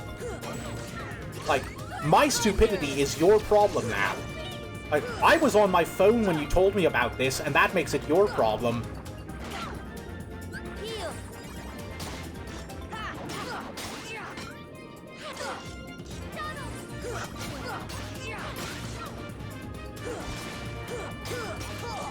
Yeah, but, like... yeah, but I'll check it out when I get a chance. Yeah, I'm gonna say it's an inconsistency. That, like, an inconsistency. It doesn't make quite match up for me. Like, word feels like it's been less ruined than plot hole. Oh yeah, I have not watched Cinema Sins in fucking years. And I have no intention of doing it again. Yeah, just... Like, Cinema Sins was... I feel like there was a time where it was in on its own joke. Like, there was a time where the joke wasn't... Where the joke was, I am making silly, nitpicky complaints about a movie, regardless of the movie's actual quality, and... And this is just like an excuse for... This isn't an objective review of the movie. This is a way for me to make a bunch of silly little jokes about a movie, rapid fire, one after another. And then I think it turned into, okay, But I think the problem was... I'm not going to pretend to be, like, an authoritative, like, writing a 3-hour video essay on the rise and fall of Cinema Sins, but... I leave that to... Like, granted, if H-Bomber Guy ever releases a 3-hour video essay on the rise and fall of Cinema Sins, I will be there. But... It's like... I would say... I would think it probably started to have its downfall when it started doing, like, popular to hate on movies like Twilight and what have you. And so you could felt this, so it's like, oh, I gotta give this one extra length and extra sins to make sure everyone knows how bad it is. I forget, did we go in here or did we just come out of here?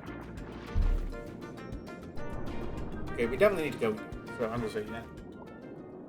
And then I think that's when it started trending towards, okay, I'm going to start acting like this is an actual review of the movie's quality and nitpicking at plot holes that the movie just explained to me, instead of being just doing it for the bit.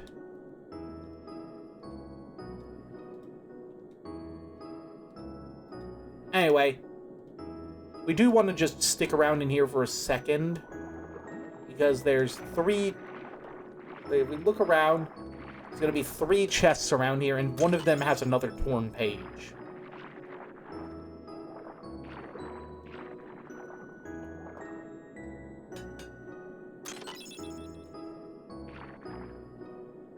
Where's my, There we are. I think that what I opened was the one with the torn page. I wasn't fully paying attention. Oh, nope, that was it. Okay, there we go.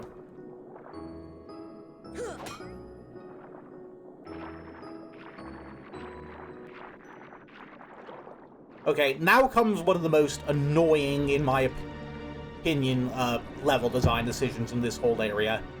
In terms of what we need to do to progress. Those impudent fools will never find the keyhole.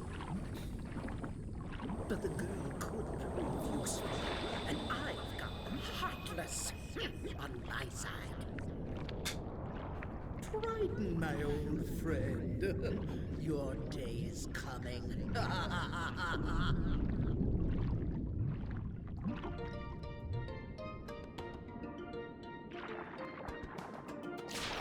Okay, so, see this dolphin? We're just gonna hitch a ride on him over to here, and then let go. We do not... Now, you may wonder, what did that get us? And the answer is, absolutely nothing. The dolphin decided... Riding on the dolphin does not take us anywhere of use in that area. However, presumably just to be a dick to... people trying to do, like, reruns of the game when they know roughly what they're doing. We are going to need to ride the dolphin in a different area to get where we want to go.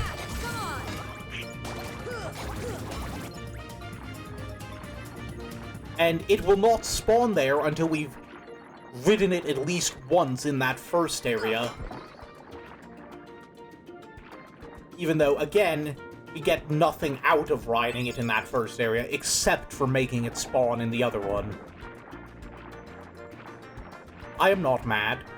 I did not waste an inordinate amount of time on that last night during my randomizer run, because I didn't realize that was how that worked.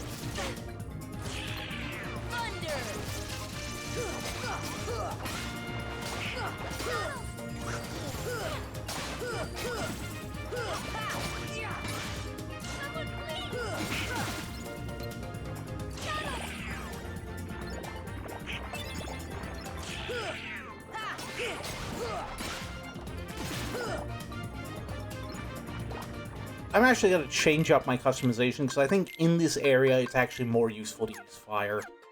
I think there's some stuff here that heals to thunder. You would not believe fire is the best defensive option underwater, but shockingly it is. Also, we needed to clear this. There, see that sea urchin there? We need to shoot that with fire to get through. Give it a sec. There we go, we're in business.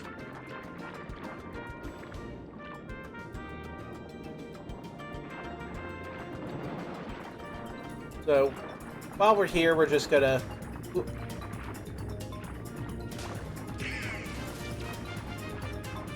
We're gonna swing around to here and just stop by the save point to heal. Heal everything up and save, just so we don't lose a ton of progress.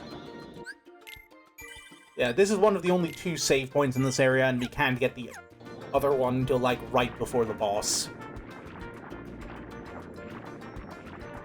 There might be another save point that I just didn't find in my playthrough, in which case I will look very, very stupid.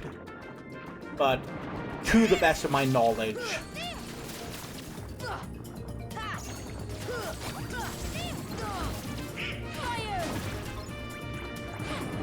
Yeah, see, there we go. Like, that was just the delete button.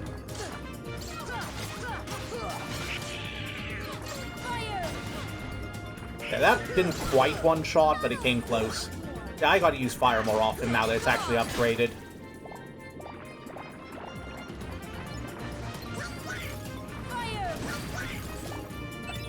Ooh, and we got a Thunder Gem. I don't know if we'll ever use it, but we got it, and that's nice.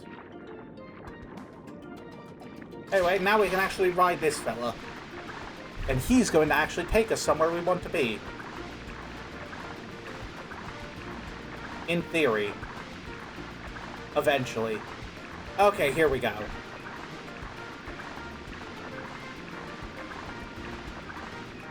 Given the choice, I would not be trusting a dolphin for anything. They are evil little fuckers. But needs must. Like, honestly, I do not... I feel like a dolphin should not be allowed within 500 yards of area legally.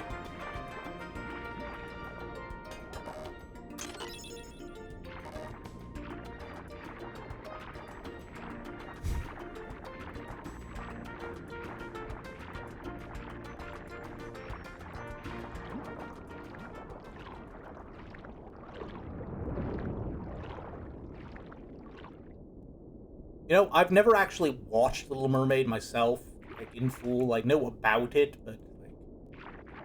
There's, like... I'm assuming the shark is actually, like, a thing in the movie. Like, I think I vaguely remember it being... seeing something of, like, Ariel fleeing from a shark. I could be getting it confused with Bruce from Finding Nemo.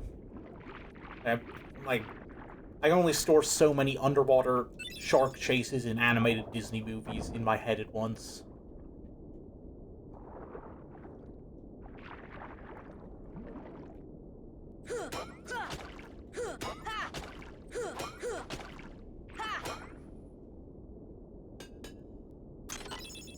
Grab a few extra chests before we do the plot chest.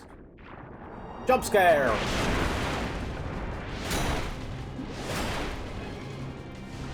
Thankfully, the shark has terrible aim. Unthankfully, we're gonna have to fight it as soon as we grab this plot item.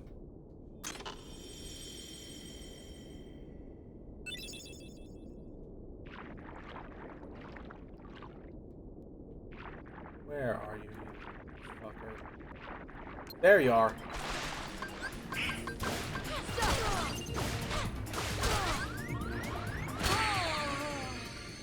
Holy shit.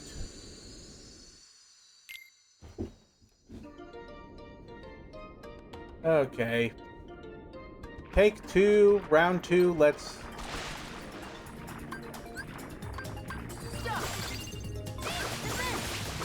I'm gonna... Gotta remember to use arrow again.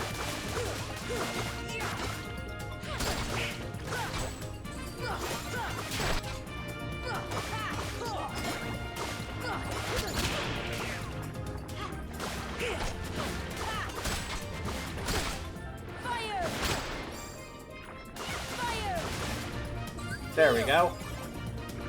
Oh, that ate through a lot of magic. I might actually, pop an ether real quick. I'm gonna go to stock so I don't have to, like... Oh, wow, we don't have that many ethers. I'm gonna buy some the next time I'm in Traverse Town.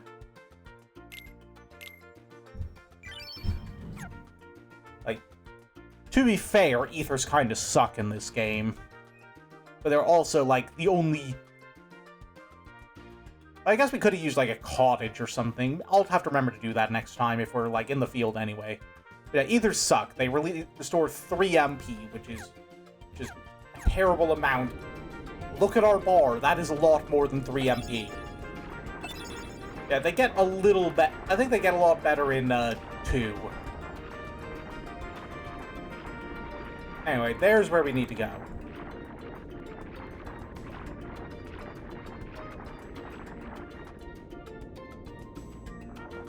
So we whack this thing.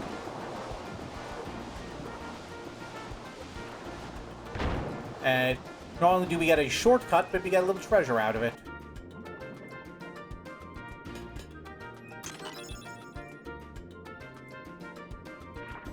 Yeah, we're making good progress. I could see us doing Halloween Town today.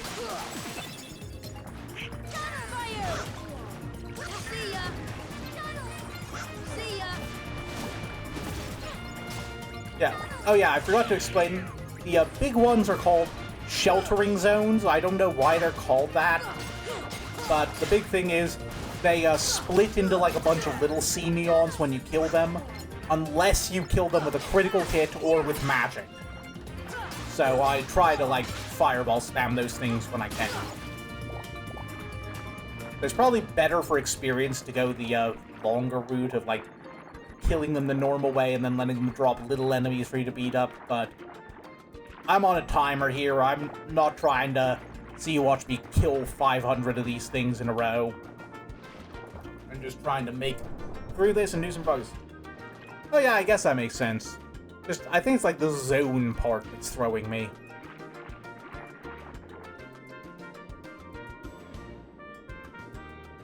Okay, just had to go up a little. Damn you, third dimension!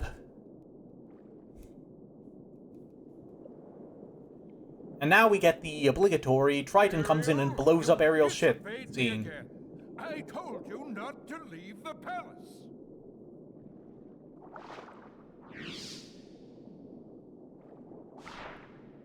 Daddy, no! How could you?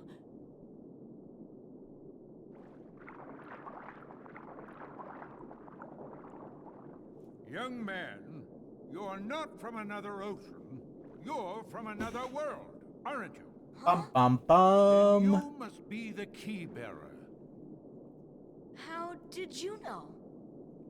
You may fool Ariel, but you can't fool me. You don't know your dorsal fin from your tail. I'm just gonna blow my nose real quick while I wait for this cutscene to You end. must already know one must not meddle in the affairs of other worlds. That is literally all the Keybearer does. All the time, You constantly. have violated this principle. The key bearer shatters peace and brings ruin. Oh, Sora's not like that. I thank you for saving my daughter, but there is no room in my ocean for you or your key.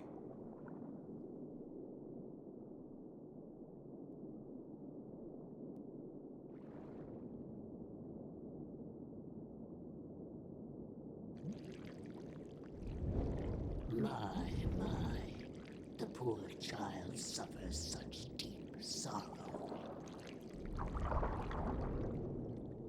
What a pity. Sorry for any weird facial movements during that cutscene. Like, I got something in my eye and I had to, like, figure out how to get it out. Yes, maybe she can be of some help to you. Who are you talking about? Oh, she would surely help you. She'd make all your dreams come true. Ursula can help. Cold, my dear? You're Ursula. Well, I was just wondering if... It's all right. Oh wait, this is that one area that's off to the side that we seem to exist to just put that one chest in it and nothing else. It's here for this cutscene, I get it now. After all, your new friends came from another world. What? But they had special help. Oh wait, no, she doesn't. I thought she figured it out on her own. It's Ursula tells her, I forgot. No. Still, she's cool in this game. Sweetie, Like, she's just like, special gives you cure and arrow whenever you want it, just Now listen. for free. He helps out a lot.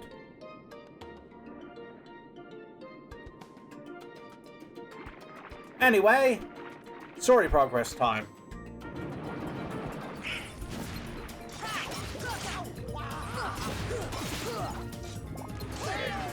I think we go to the palace now. I can't remember exactly what we're doing.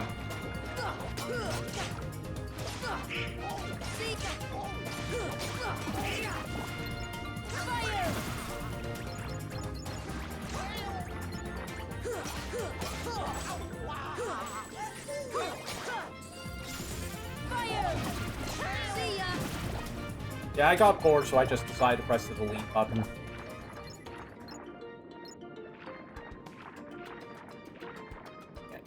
Yeah, I do still need to, like, get myself in the habit of using magic more frequently, because I'm used to it not doing a ton, because I had, like, crap MP. But, yeah, this is doing really good now that I've got, like, second level fire. I can help you get to these other worlds you long for. That was not her most flattering angle.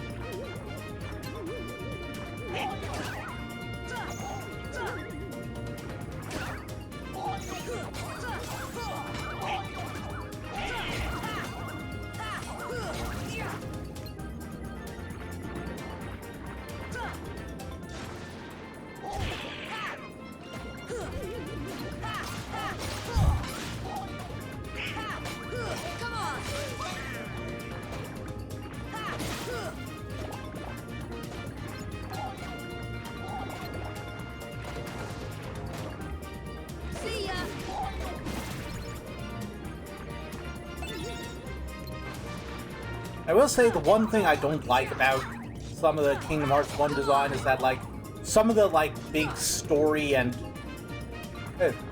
like, secret bosses are just straight up, like, borderline immune or fully immune to magic.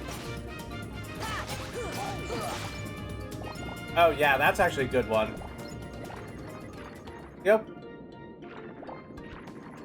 Believe it or not, my father actually just really doesn't like Little Mermaid. Like, he says that it encourages kids to be disobedient. Fire! Yeah, like, I love my father a lot, but every so often, a lot of the time, he has an opinion on something that makes me, you know, glad he can't legally vote.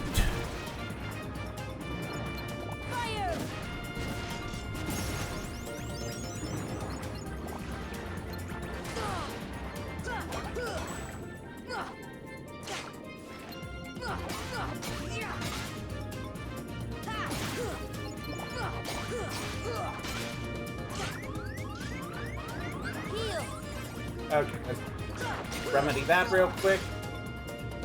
You know what? I think I'm gonna pop a cottage after this, so there's no reason not to spam fire.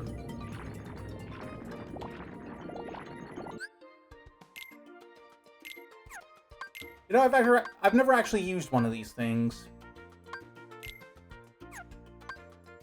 I'm gonna use a camping set, actually.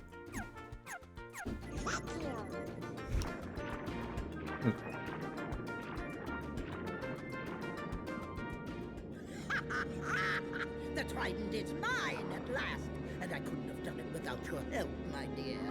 Ursula, no! I didn't want this! Why not? Aren't you tired of following your dear daddy's orders? Oh, yes. We had a deal, didn't we? Time for a little journey to the dark world of the Heartless. Where can I find the keyhole? The keyhole is not here. What? Why, we have company. I'm afraid you're a little late, handsome.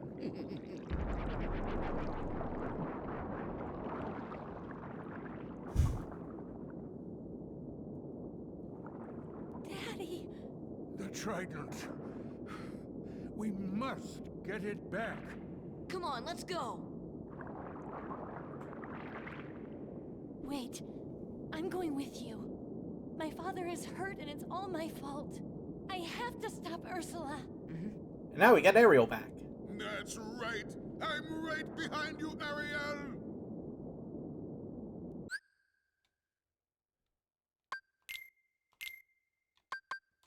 Oh yeah, but... And now, Dryden tells us how to get through Ursula Phase 1 in very vague terms.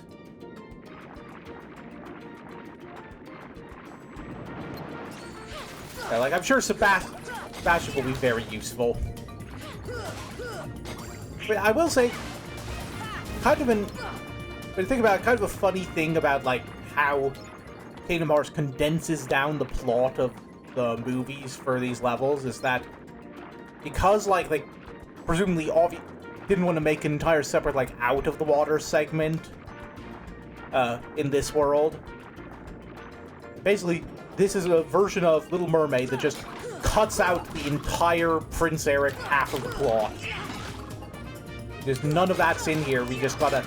They saved it for the musical segment in KH2.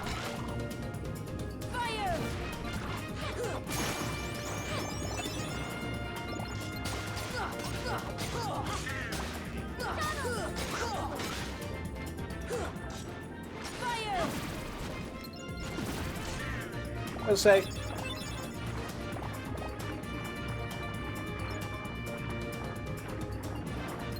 Fire! And now this shortcut we opened earlier is gonna come in handy.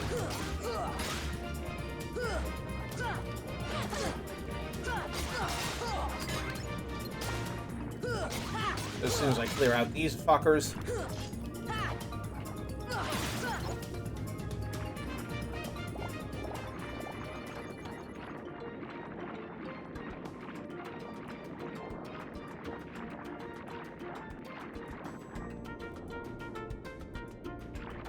Alright, the shark's probably going to be around here again. Let's see.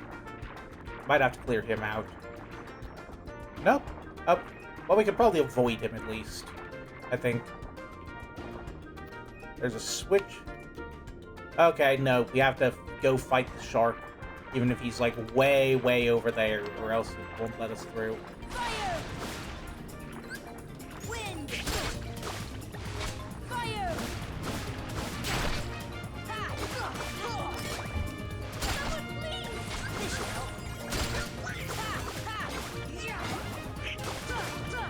Okay, we're going to get to a save point really soon, so there's really no sense in, like, skimping on the magic here. Yeah, Ariel's shredding it.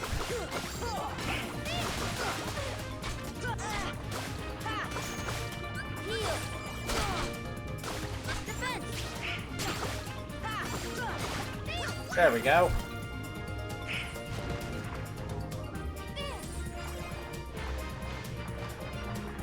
Now he goes away and we can actually make progress. Because I remember where the ship... Oh, it's round here. There's like... You can't really see it at every angle, but there's like a tiny button behind the ship.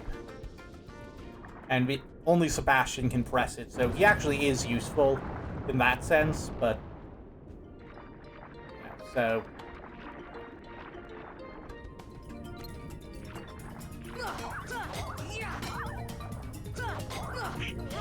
No, real talk, I don't know why search ghosts are in every single world, like in this, like, back half here, except I think maybe they're not in Neverland.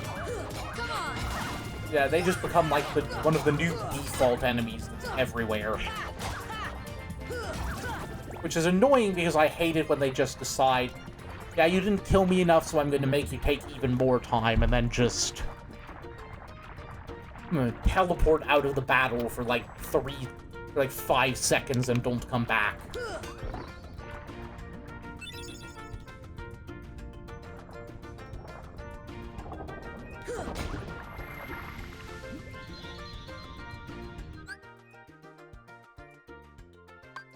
So we're actually going to leave here, I think, just because I want to do a little something quick here, just given the circumstances of what the next fight's gonna be like.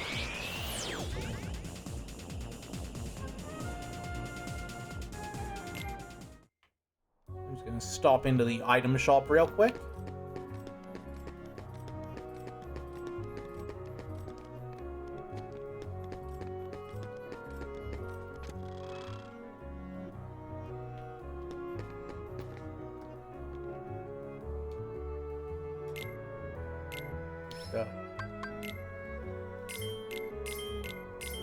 Grab a couple extra ethers while I'm here.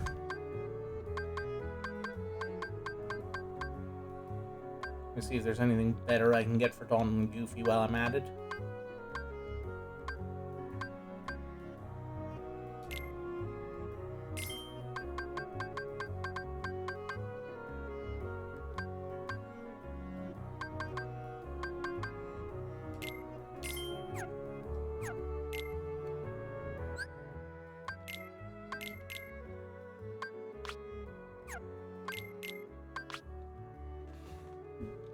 Oh, I forgot. Oh, no, we didn't get the experience thing from Hundred-Acre Wood yet.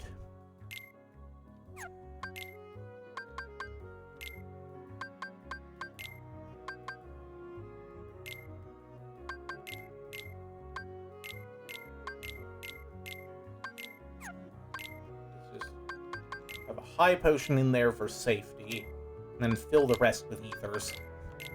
So we're about to go into a very magic-heavy boss fight.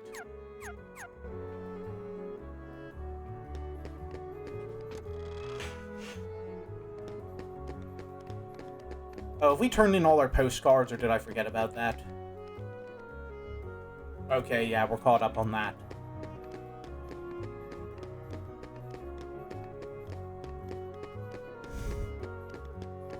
Alright, and now we go all the way back.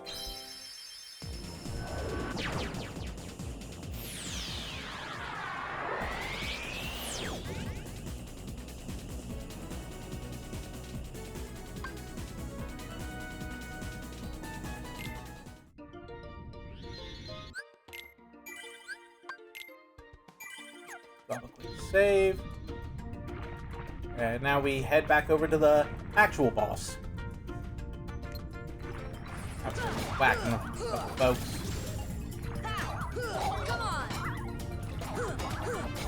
Oh wait, hold on, we need Ariel back in the party first. I forgot that it isn't until 2 that they remember to keep your party consistent if you leave a world and come back.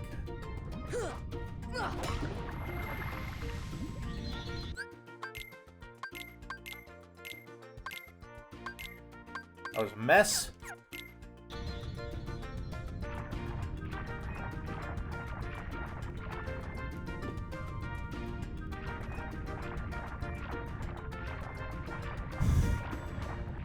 Alright, now we kind of curve around and up and...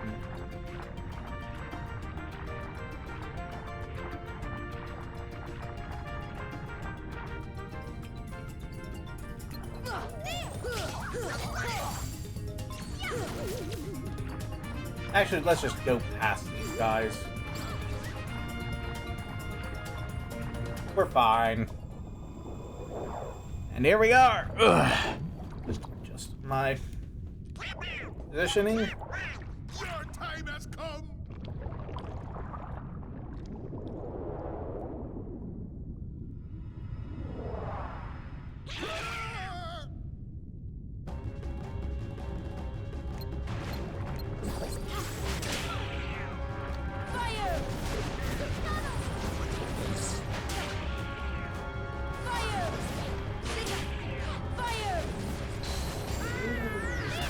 Yep, so,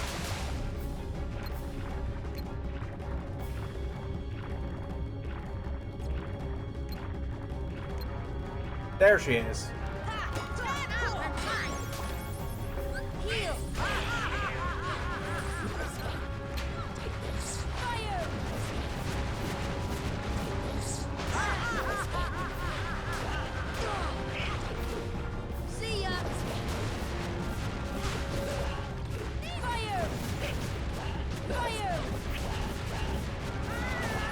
There we go.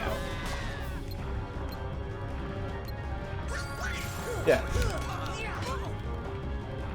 I couldn't tell you what's going on, but... long story short, the trick of this fight is just you spam fire into the cauldron and then you can do damage to her.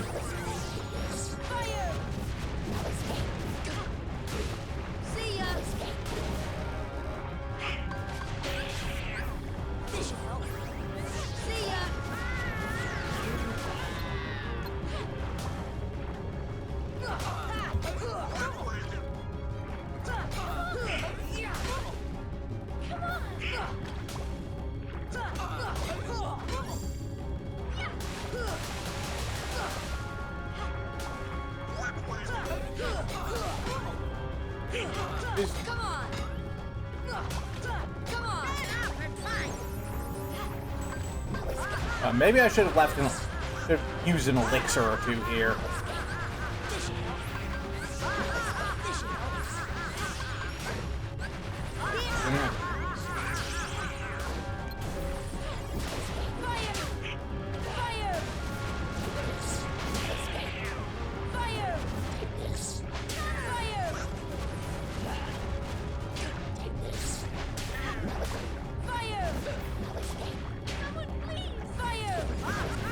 There we go.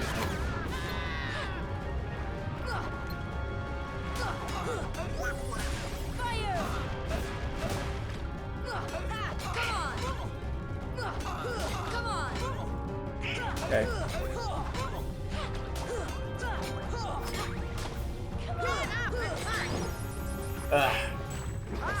I remember her having a lot less health than this, but I guess that's Pry mode for you.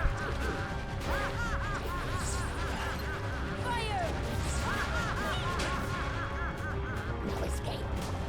Take this. No escape. See ya! Take this. No escape. Fire! Take See this. ya! No escape. No escape. Fire! Oh, there we go. That did enough.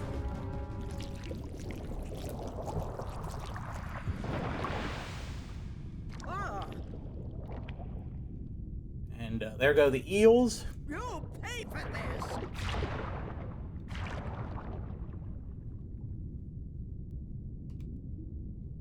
And now we're on to phase 2 in a second.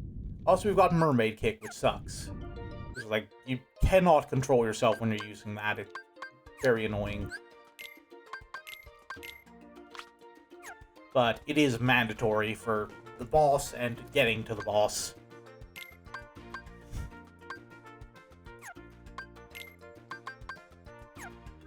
Checking some stuff here.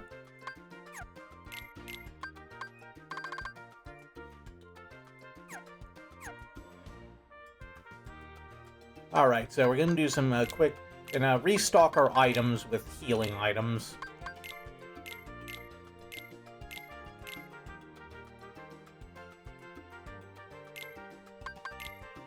And some elixirs, some ethers, just in case.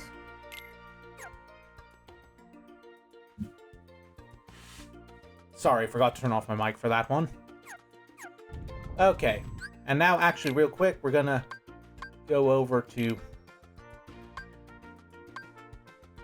I'm gonna go over here and see if we, like, I just sort through this for anything that raises defense against the lightning. Okay, so mostly just that one thing.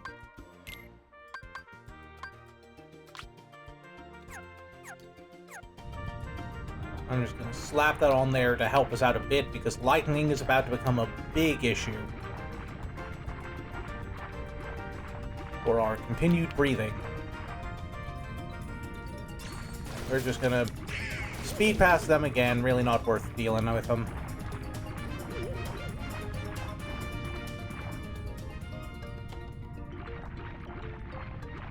Drop off at the save point real quick. Yeah, let's just clear these guys out. We have to go through here, and I'd like to minimize the odds of Donald deciding to drop thunder on them and waste MP before the fight.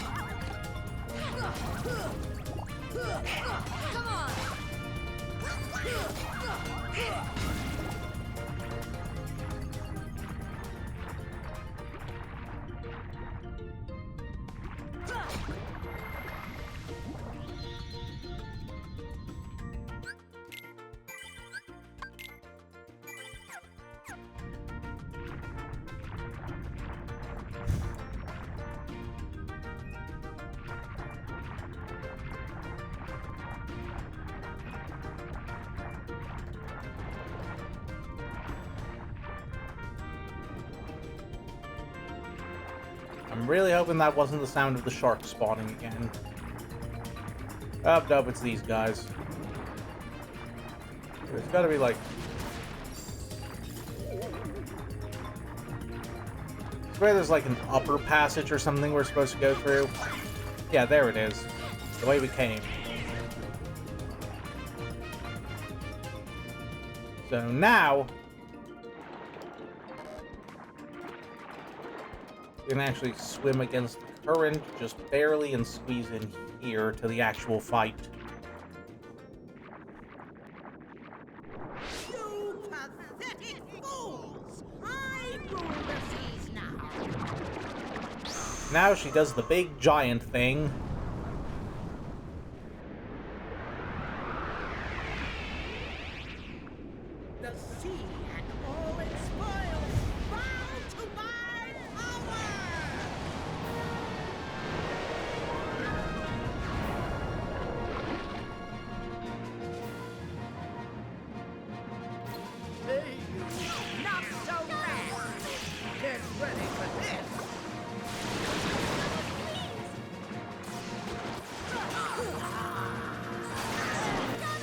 Did not react to that in time. Alright, arrow.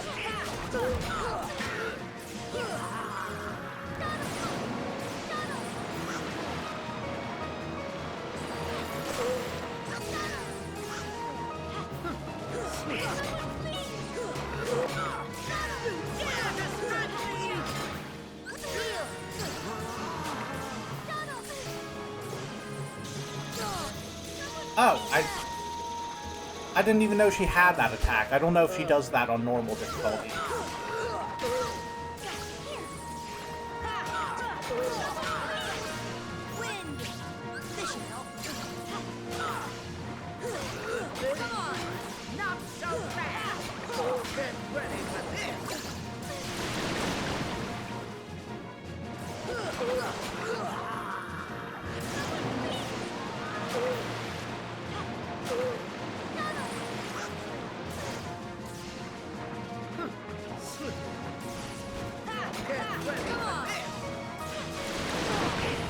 Oh, I got swarmed.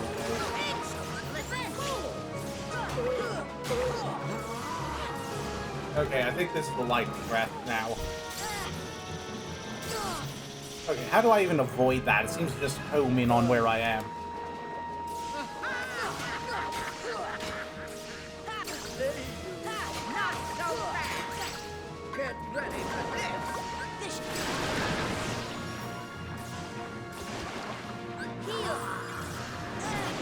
Okay, that's on me. I didn't react in time.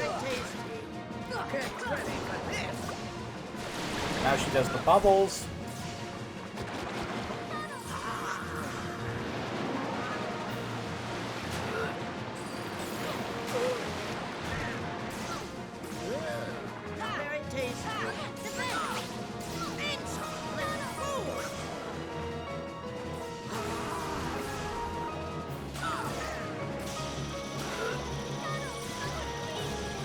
Okay, there we go. I can just barely avoid it if I do that.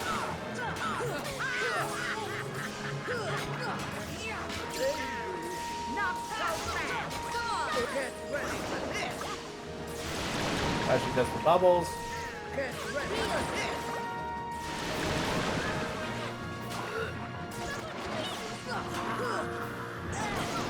Didn't react in time. That's on me again.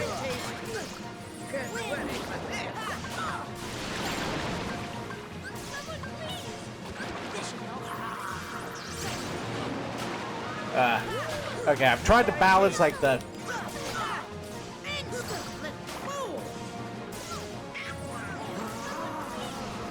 Okay.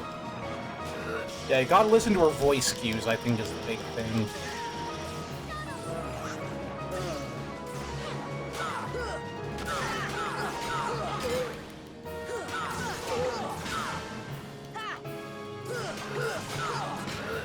If you can get, like, stuck right here behind her for a while, that's good.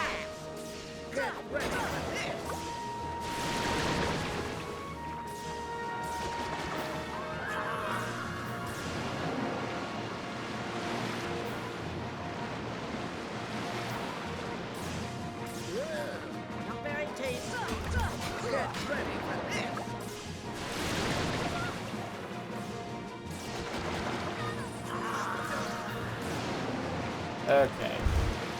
This is a marathon, not a sprint.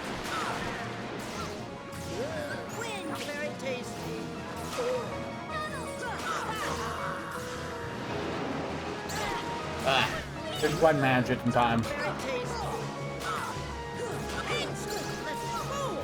Okay, she's about to do the lightning breath.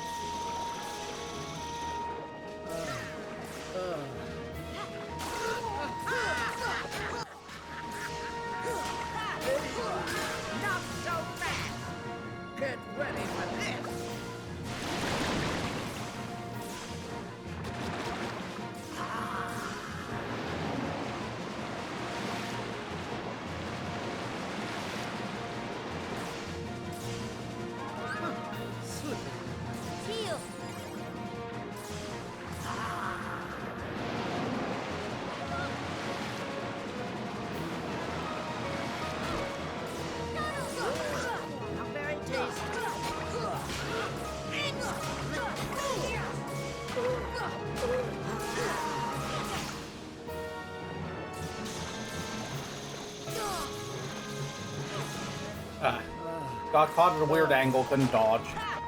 Okay.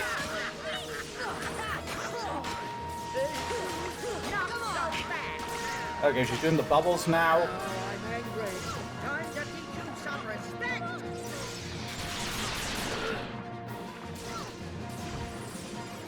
Heal! Someone please!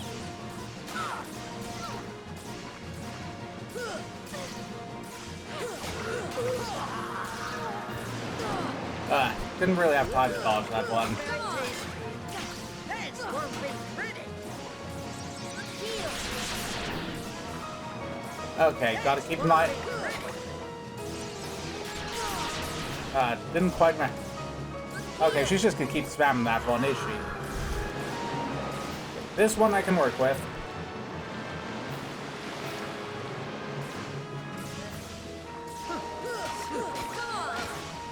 This won't be pretty. There we go. Dodged that time.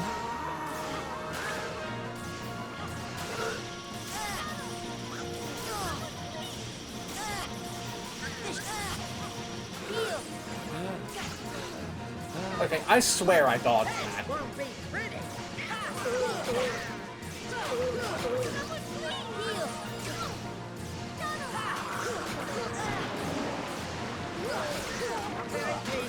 Yeah, I'm not winning it this time.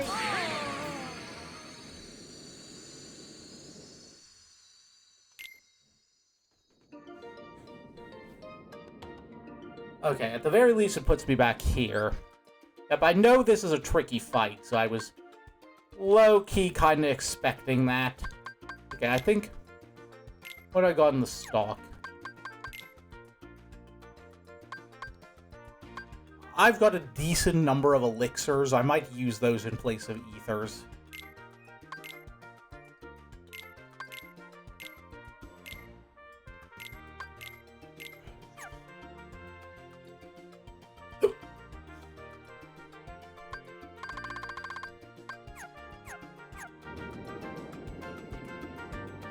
Okay, take two.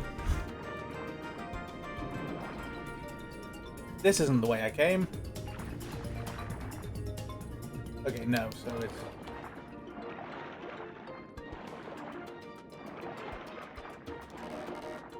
There we go. Okay, take two for real this time. Yeah, this might be the stone wall for this session.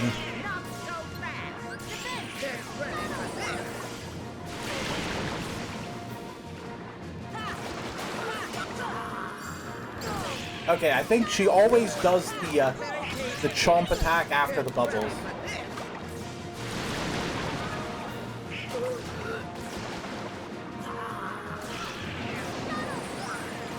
I want to time the start of the mermaid kick so that I'm right near her when... so that I can capitalize on the...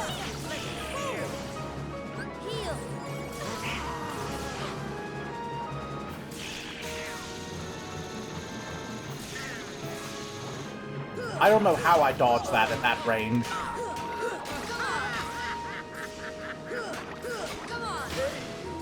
Not so fast. Get ready for this.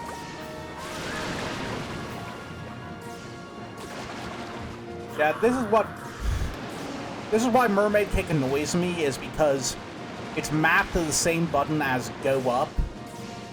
So it's very easy to just be like, you're trying to go up, and then instead you just go fast.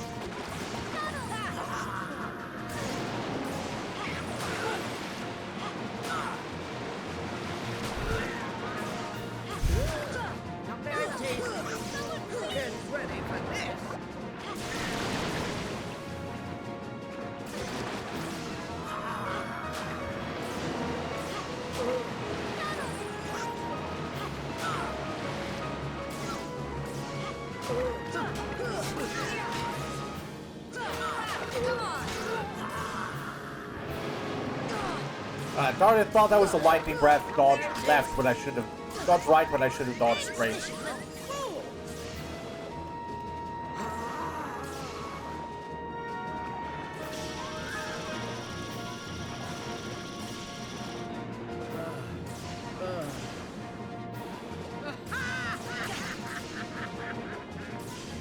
Great. Not so fast. Get ready for this. Get ready for this. Heal. Yep, I already started the combo, didn't have time to dodge. Get ready for this. Okay, just... Yeah, this is what I don't like about Atlantica, is just... The buttons for going up and down are mapped to buttons that you use for other things.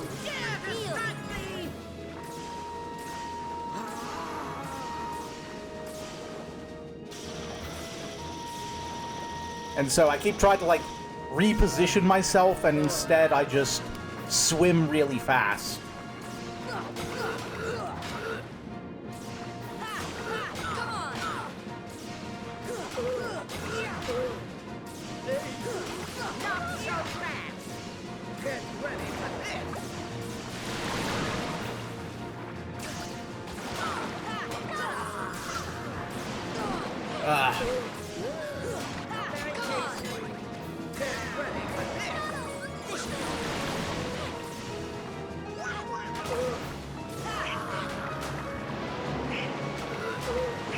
Come on, come on.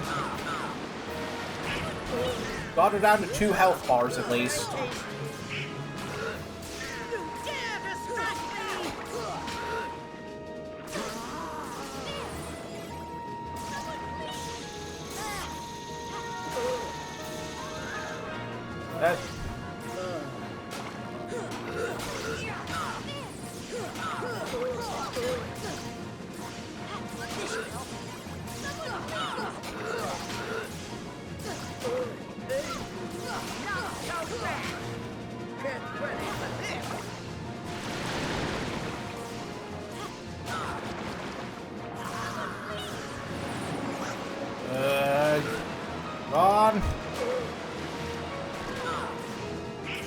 But yeah, this is just a really tough boss fight. You've got like 500 things on screen at once. And the game keeps deciding that you want to swim fast when that swim fast actually means swim up.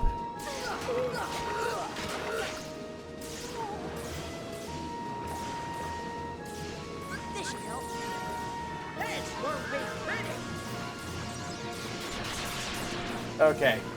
At least we remembered the code for that.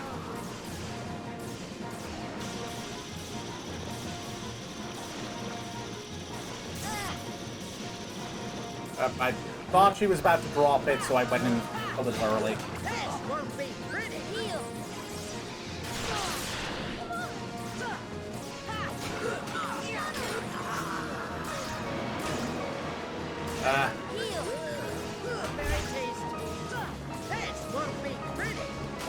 Back out, back out. Ah, dang it, back out again. Okay.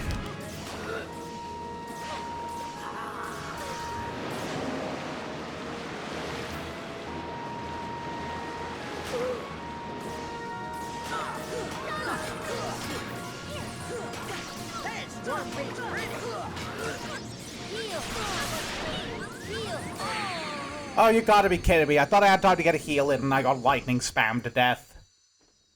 Okay. Lesson learned, can't get greedy even if it is taking forever. Wait, no. Don't do that. I'm gonna continue from here. Okay. Sorry if I'm not being talkative. I'm kind of locked in. There's not much I can talk about beyond just... Yeah, I fucked that one up. Okay, so... I'm assuming because it... Okay, it did at least save the change I made to that.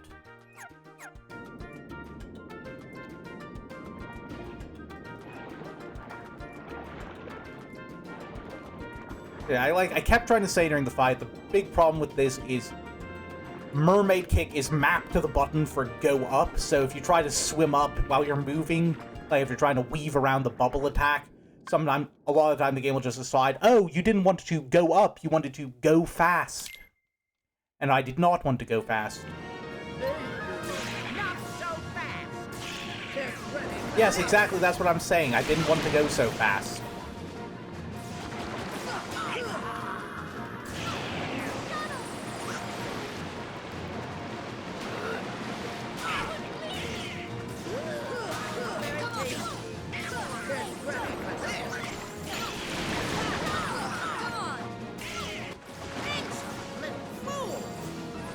That's lightning breath.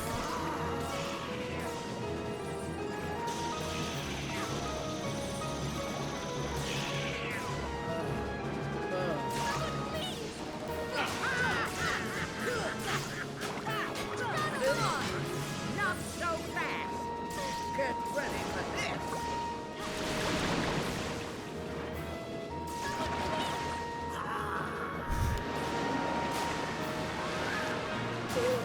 Ideal scenario is if I can get stuck behind the head, but that doesn't seem to want to happen. Very tasty. Get ready for this.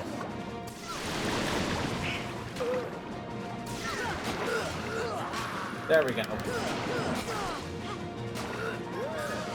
Very tasty. You dare distract me! Come on!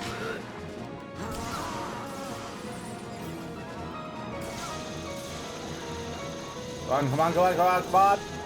There we go.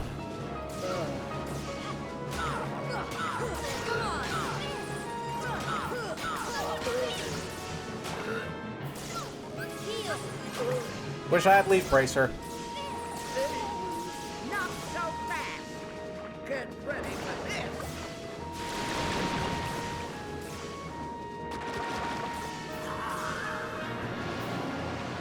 Right.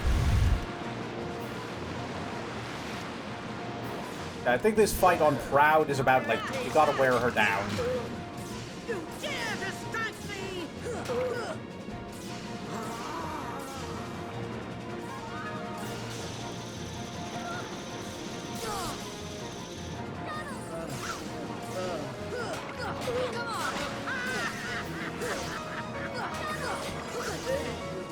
Not so fast!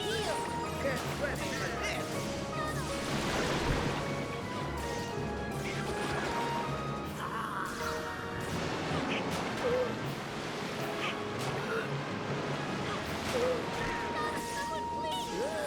Yeah, that lack of ripple drive is the big problem down here.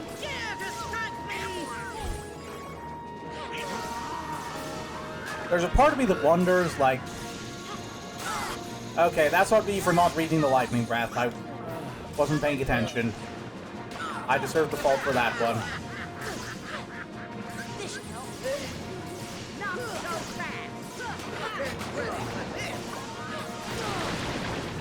Yeah, I was gonna say, part of me wonders if we're just kind of only using the magic for cure during this fight, because we, like, do not have it to spare on attacks or arrow at the moment.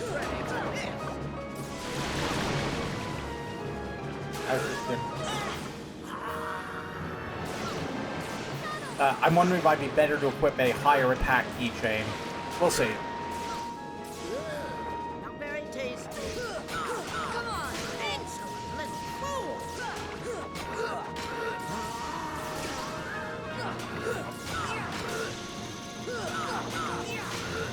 Oop.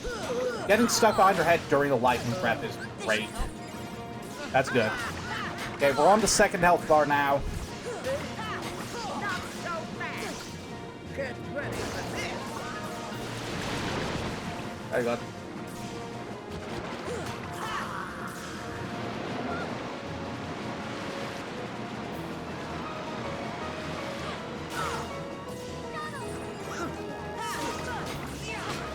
Get ready for this! You dare distract me! Okay. Lightning breath incoming, that's usually As long as we survive it, that's usually good for some free damage.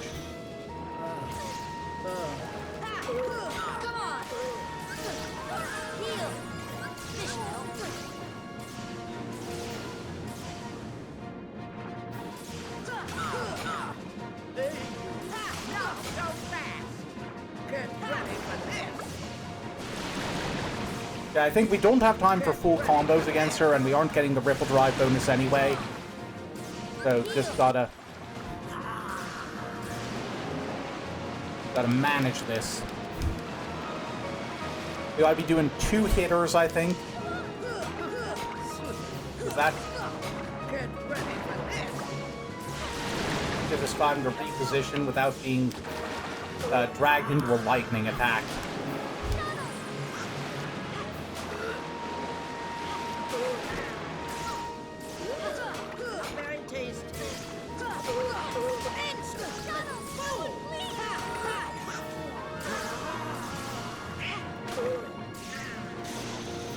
Okay. There we go.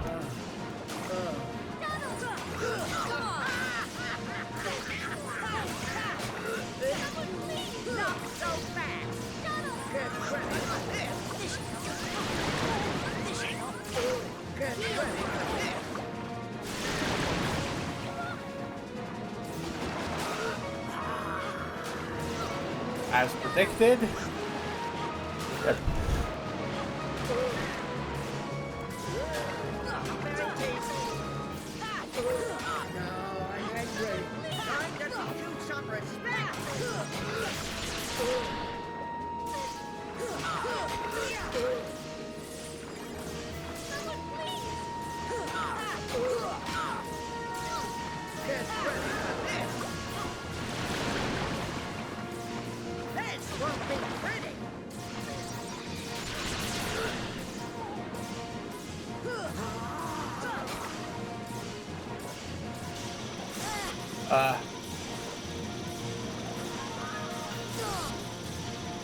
Okay.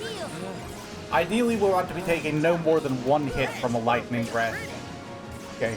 That one's on me, I just kind of stood in the lightning.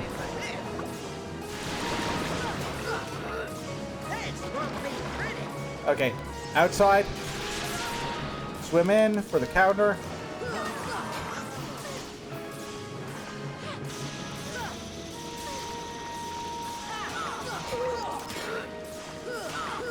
Okay, we're stuck onto that. Go for it, go for it, go for it.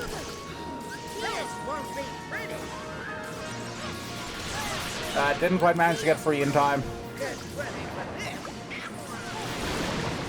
Go under and then over. Didn't quite manage that.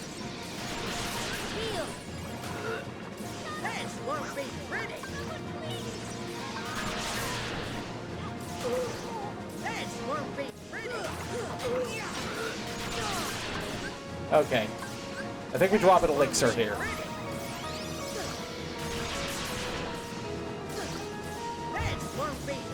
She keeps spamming the AoE. That's annoying.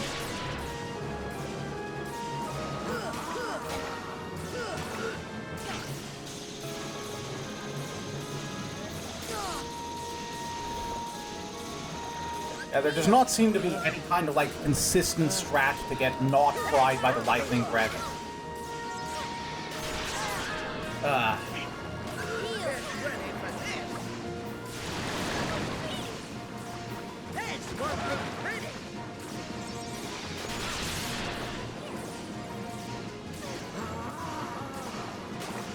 Up, lightning breath incoming.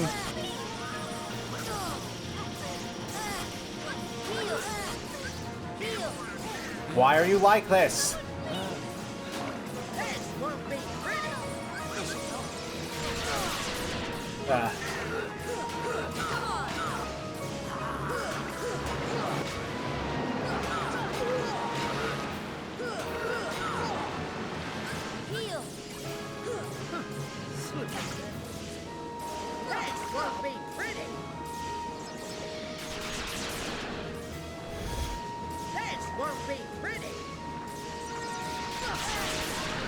Okay, so it is an AoE. It looked like it was like at mid-range, so I thought maybe I could get around it.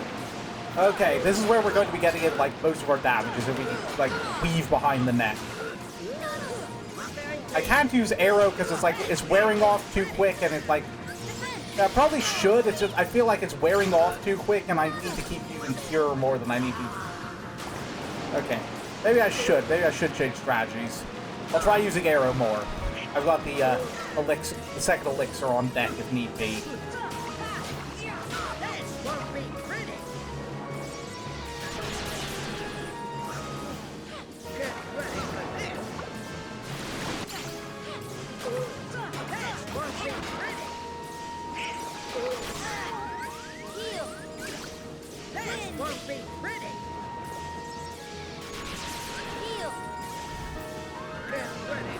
Yeah, see how much, like, MP I've already lost? Okay.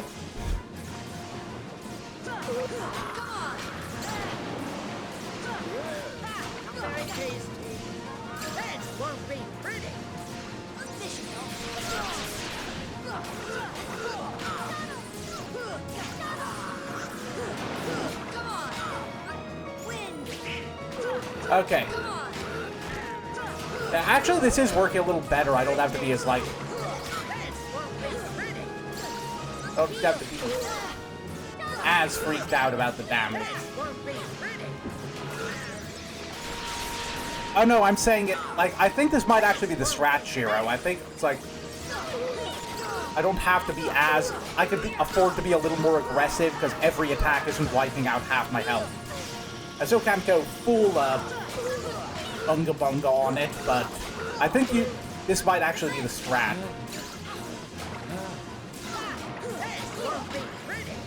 Like, I think this is closer we've ever gotten. This might be the strat. Way to go, Shiro. I was like, I thought it was like too high cost for the utility I was getting out of it, but yeah, if I can keep getting stuck behind her neck, like, I think we got her! I think we got her!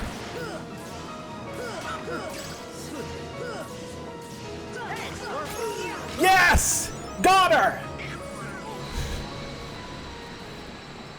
To the depths, Wizzy!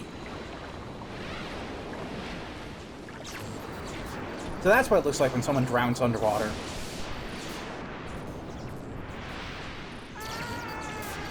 Yep, thanks for the help, Shiro. You're right, I should have been using arrow more from the start. I got this idea in my head of, oh, arrow doesn't last super long, and it costs 2 MP, so if I don't use it, I'll have more for cure, and I'll actually survive longer, and that was the incorrect decision. Sorry, one sec, my nose is stuffing up again.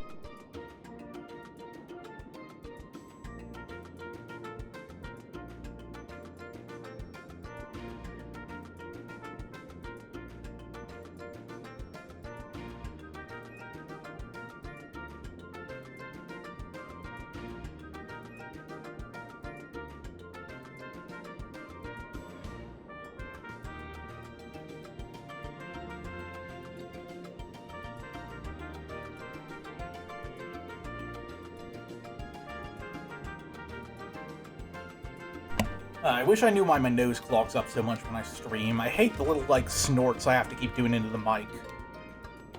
Alright. Anyway, we've now got better thunder, so we're gonna switch out of that instead of fire as soon as we get out of here. Like, fire is good for, like, direct single target damage, but higher level thunder spells are, like, just rune clearing, and they are great. Actually, first thing I'm gonna do is I'm gonna swap out of this back into... What did I have equipped at first? Was it White Fang? I think it was White Fang. Yeah.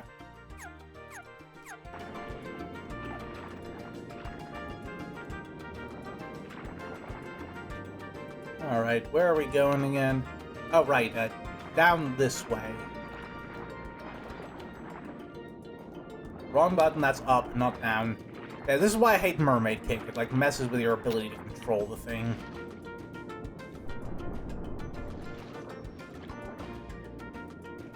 And now we plot.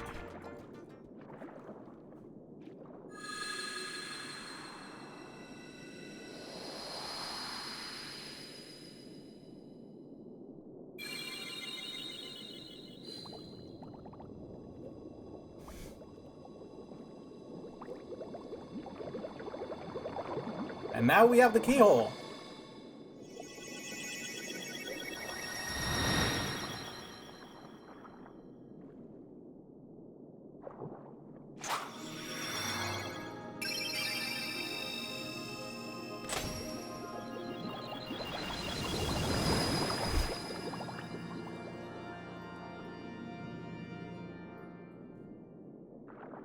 Tell me, Sora, your world, what's it like? All about that.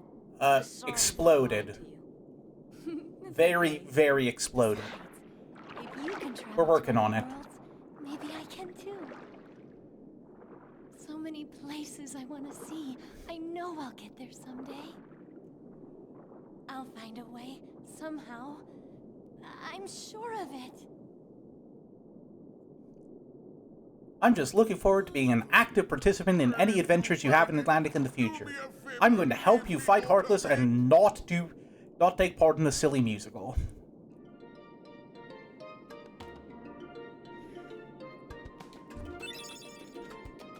Anyway, new Keyblade, but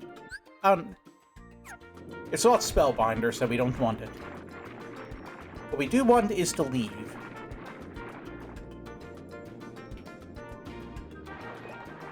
So, which means, I think nearest save point is actually the one back near Ursula. I'm just gonna go there real quick.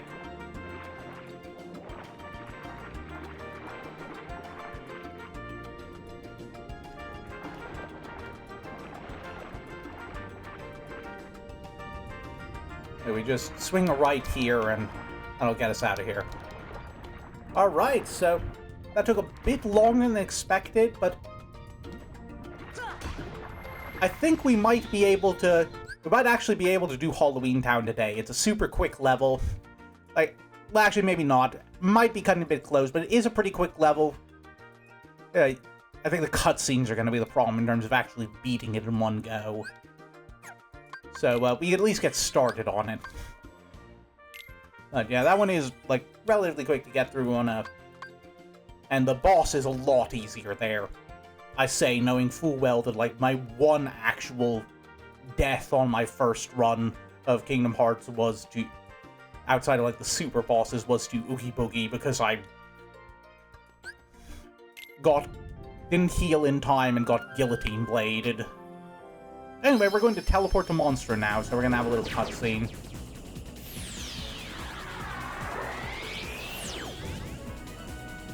But hopefully we can skip. We cannot. But yeah, just this way we can get to... We need to go through him to get to Halloween Town either way. No problem, D-Bomb, welcome back. You missed me struggling to beat Ursula, but... Yeah, we're through Atlantica. Ursula kicked our butt a couple times, but we got it. Shiro helped.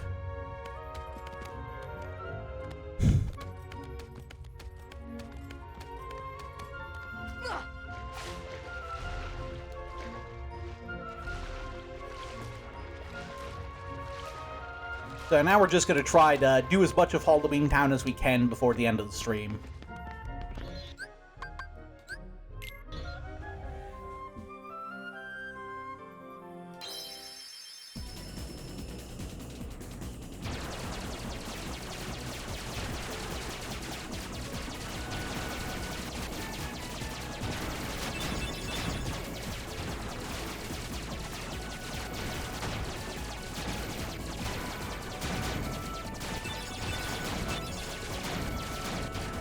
Yeah, it took some doing.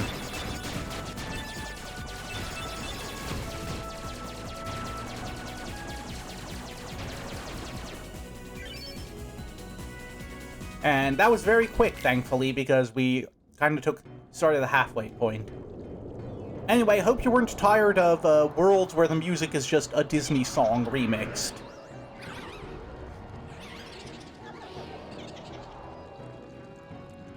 At the very least, I like the This Is Halloween remix more than the Under the Sea remix. It's a little less grating, and also just... Even though it's another movie I've never actually seen, This Is Halloween is a great song. And also just, I like Halloween vibes.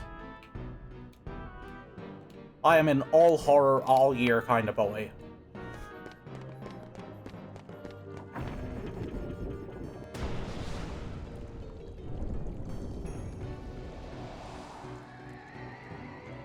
And more search ghosts, but they aren't actually fighting us now because they're just chilling, I guess.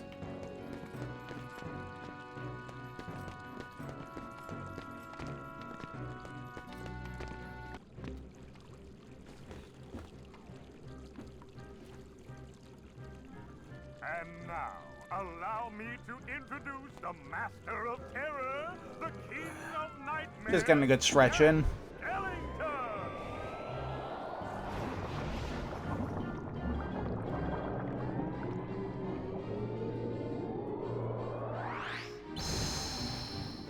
Bravo, Jack! Bravo!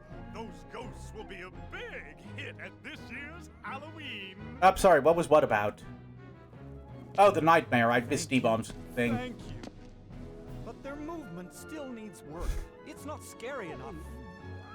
I want to strike bone-chilling terror. I'm going to consult the doctor. Then I'll go attend to the decorations. But yeah, sorry to hear that, D-Bomb. Oh, that's not good. Yeah. Yeah, my last one was a conspiracy thriller nightmare. Got, like, killed by the government for knowing too much or something. Unfortunately timely.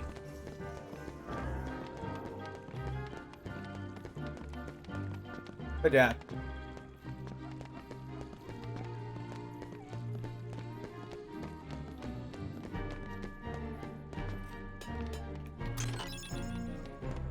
But yeah, usually when I have a night...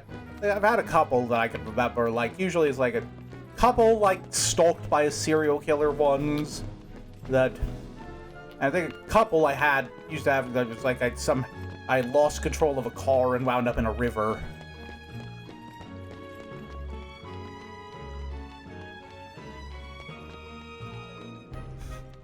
I know there was one I distinctly remembered at the time that was like, I dreamed an entire, like, lost episode SpongeBob creepypasta into existence, and, like, it woke me up in the middle of the night, and I was, like, full-on, like, this close to just screaming in bed over how scary I found it when I was asleep. And, like, I actually got up and I typed out a complete retelling of the whole thing into like, a Discord server I was in at the time, because I was... It's just like this long, rambling monologue of text over this whole thing, because for some reason I thought at the time it was the scariest thing ever, and then now that I actually am out of it and awake, it was like, oh no, that was actually just standard, cringy SpongeBob creepypasta fare. Maybe with some, like, slightly spookier than usual looking monsters. There we go. And, I think it was some sort of, like, fourth wall breaking thing. It was like, the creepypasta was being presented, like, within the context of the episode as, like, oh, it's a horror movie that the characters in-universe are watching, and that's why all the scary stuff is happening to SpongeBob characters. But then, like, the twist at the end was that it was some sort of, like, a fourth wall breaking horror thing where, like, if you watch someone watches the tape, watches the video thing, it lets the monsters in there into the universe you watched it in, and so because I watched this episode with the SpongeBob characters watching it, by extension, they were now in our universe. Yeah, like I said, it was terrifying when I was asleep at, like, waking up at 3 a.m., not so much when I say it out loud years later, but, like...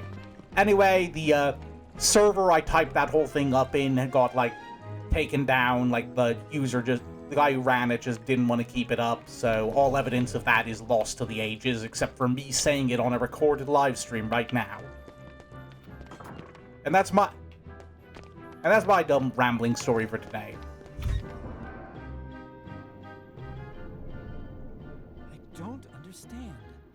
Maybe the guidance system was damaged in the explosion. Nonsense. My devices are always That is... I don't think those were even a thing in Harry Potter, but yeah, dreams are weird sometimes. They mix and match elements. The heartless need a heart. Doctor, do you think we can add a heart to that device? Certainly. A heart's not all that complicated. Let's get to work. To make a heart, first take a container with a lock.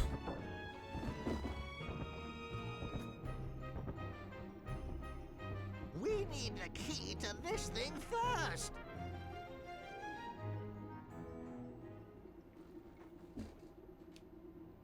But yeah, honestly, I don't blame them for trying to, like, make the Heartless dance and put on a show, because, like I was saying last time, most of them are just really cute.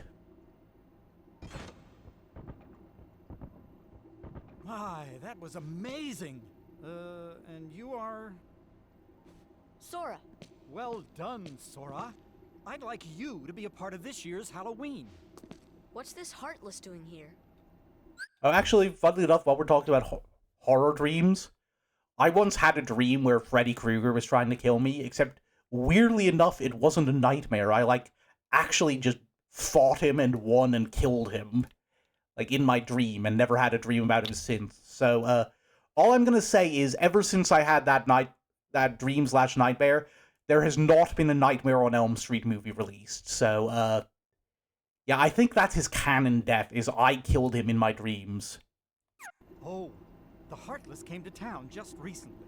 What's frustrating is I can't get them to dance with me. So, the Doctor and I are trying to improve the guidance system. He's quite a genius. Okay, Doctor, let's continue. The ingredients for a heart. Pulse. Emotion. Terror. Fear. Hope and despair. Mix them all together, and we have a heart.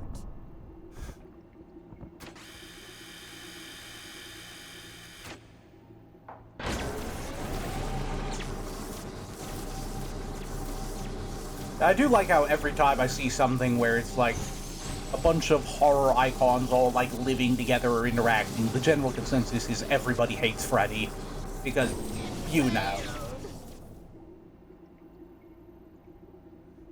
Yeah.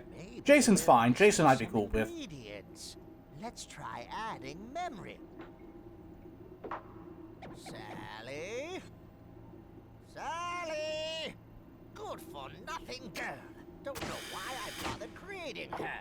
Honestly, Jason would be a hear me out for me, except, like, the issue is he's got, like, his mom's voice in his head the whole time, and I feel like that'd be weird. Would you like to come along? Sure.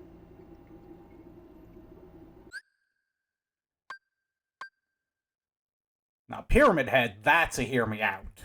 That is mine. Just any day of the week. Anyway, we're gonna... so, let me just double check if we're gonna need to... give me a second, I'm gonna allow that.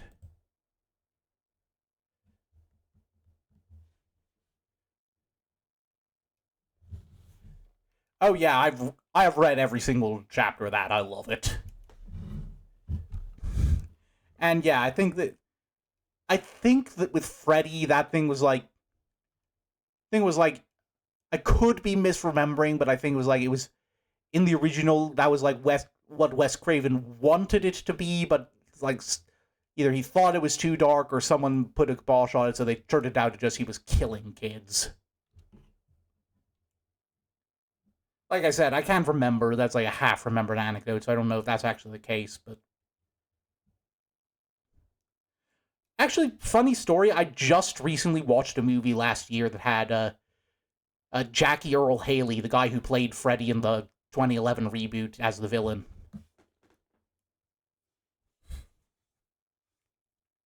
Let me just check my notes here. Okay, yeah, we're good on Trinities. We can sub Jack in.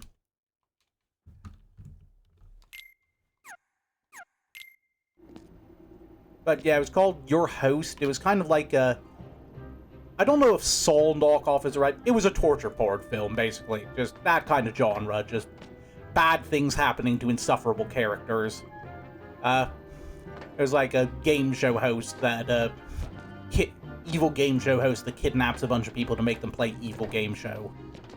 And honestly, I thought he did really good. He was like the sole, like, redeeming quality of the movie. It was, like, he did a good job as a character. Kind of had his, like, very, Jim Carrey energy to it. Like, I liked him in the movie, just, there were some issues, like, with, like, the plot direction the movie takes. Like, definitely if you're looking for, like, absolute, like, for them to, like, go over the top with some of the, like, kills and, events and punishments and stuff, there was, like, one scene in that, like, I'm not sure if it's in a good way or a bad way, but it was definitely memorable. It was definitely like, oh, I don't think I wanted to be eating while I'm watching this. But, yeah, it's like, yeah, I think it was a very, very specific movie. It was like, I wrote a review of it over in Johnny's server, but Johnny's, like, the forum with Rosie and everyone, but it's like, I think it's like, it can be enjoyable. Like, I enjoyed it mostly aside from the one particular plot element that kind of ruined it for me, but for the most part, it's like, you have to be, like, a very specific audience for you to like it, I think. Otherwise, it's probably not worth bothering with. Unlike Iron Lung, which is an excellent horror movie, and you should go see it in theaters now. I'm not being paid for that, I'm just doing it because I love that movie and the critics are stupid. Anyway, almost forgot. Torn page here. We got it. Now we have them all, so we can go Winnie the Pooh next stream. Jack! Jack! We have a major crisis! The Heartless are completely out of control! We can't stop. Yeah, like, I agree with that, but also at the same time, it's like, I feel like that's the kind of thing where, like, even if it's from the later films, it's kind of defines him now. Like, you don't want Freddy Krueger unless he's going to be making outlandish puns all the time. Oh, geez, that sucks. Sorry to hear that, Shiro. Yeah, because, like, it is a very good movie. I quite liked it. It's very slow burn, but if you actually have a taste for slow burn horror, it is very good. But yeah, it's like... It's like, sometimes they, like... I know general inclination is to go with, like, the original movie as, like, the, true intention of what a franchise is supposed to be like, but yeah, sometimes the sequels do add an element that's like, yeah, I like this. This is really good. This should be, like, a key part of the character. Like, I know everyone talks about, like, how different the original Saw is from all the sequels, and how it's, like, a much tenser, slower horror. And, like, it wasn't until 2 that they added all the crazy traps, but, like, the crazy traps are the best part of the series. Like, one of the best parts. Like, that's actually why I'm worried, is, like, I heard now that, Blumhouse has the rights to the franchise, they're talking about, like, James Wan wants to make Saw 11, like, almost like a soft reboot, like, closer to the tone of the original, without all the bonkers traps. It's like, do you have any idea what time of year it is? Nobody wants to see that. Everyone wants to see just terrible, obnoxious people being put into spine remover for 3,000. But yeah, just like... Anyway, I can...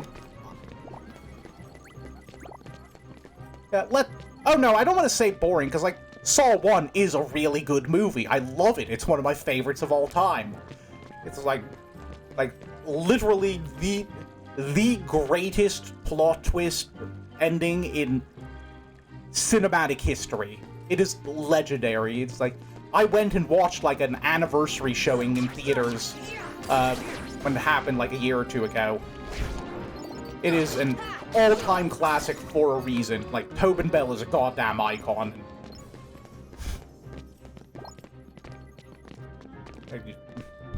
I cannot say enough good things about the Saw movies. But yeah, just the fact is, I like Saw 2 better because it introduced all the stuff that makes the franchise what it is. Yeah, very much. Like, that's a common thing with horror, is that, like, the original is always really different. A lot of the time, the original is super different from the sequels when you get to those really long-running franchises. And sometimes it's in a not good way, sometimes in a very good way. Like, I know, the original Hellraiser, that's a classic. Love that one. Pinhead, iconic, some of the best, like, like, most threatening lines all the time, just like... Oh, yeah. That actually reminds me, connecting back to, like, the start of the stream, there's, like... There was, what was... There was this one video I saw on TikTok once that was, like...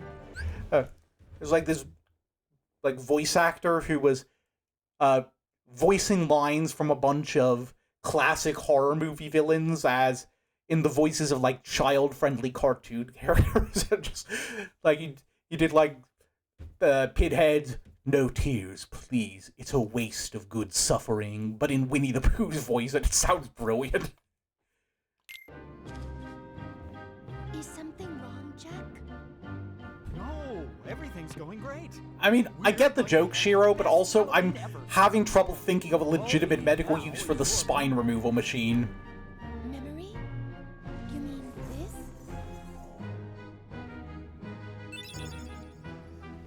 Jack, I have a bad feeling about this. Why don't you try something else? Yeah, Halloween, that's more slow burn, and then the later ones are all like, Michael Myers stabs 500 people. I'm gonna be honest, I was never a big Michael Myers fan. Everything he does, I feel like Jason does better.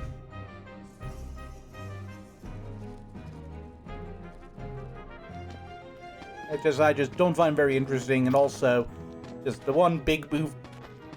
Well, also just, last Halloween movie I saw was Halloween Ends, so obviously that's gonna color it a bit. Like, I feel like with Halloween Ends, they should have, like, either committed to, like, okay, this guy's the new Michael, and that's the point of the movie, or just gone, okay, yeah, here's Michael, he's still chopping people up. Like, instead, they just make this guy the villain of 99% of the movie, and then at the very literal last second, Michael stabs him and takes over for the obligatory final fight. Yeah, Halloween Ends had good elements and good kills, I just found it very underwhelming.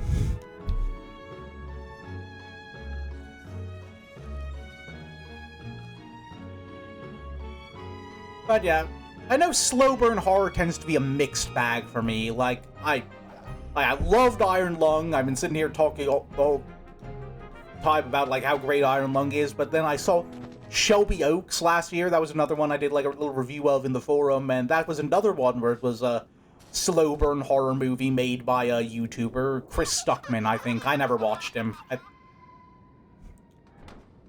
think he's, like, a serious, quote-unquote, serious film critic, and I'll be honest, at the time, I don't really like to watch film critics unless they're being all shouty and doing silly skits. Like, I am semi-ashamed to admit I still watch the Nostalgia Critic sometimes. Like, I know a lot of his stuff is cringy. I know a lot of the time he just has bad takes. I know the entirety of Channel Awesome was a cock-up, but just...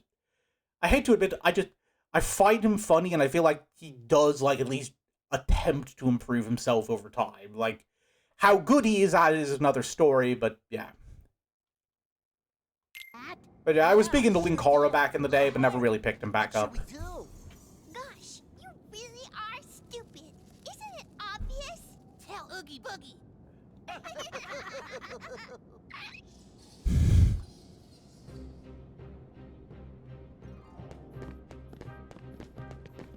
Anyway...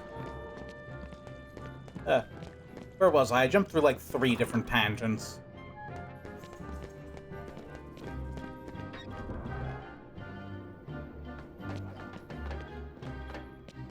Anyway, we got the thingy. Now, Linkara's, like, I haven't watched him a while, but he generally has, like, good takes, I feel like.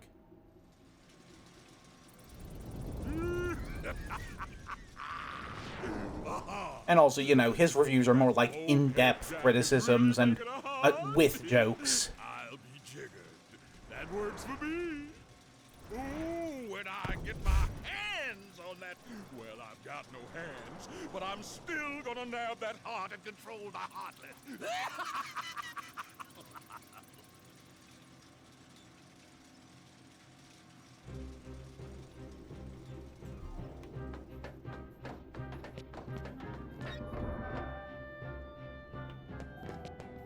I think the last time I saw him was when he did... last big horror video I watched was when he reviewed Heroes in Crisis, because that was like... That was one of those comic storylines that was like so awful that I don't read comics and even I was hearing about it. As like, everyone's talking about like, this is one of the worst things anyone's ever written in like, DC. Oh, yeah, what do you got for me? Also, we're probably going to be winding down here in a sec. I think I'm going to get the surprise from the mayor, and then that's going to be it. Getting a little experience here while I'm going.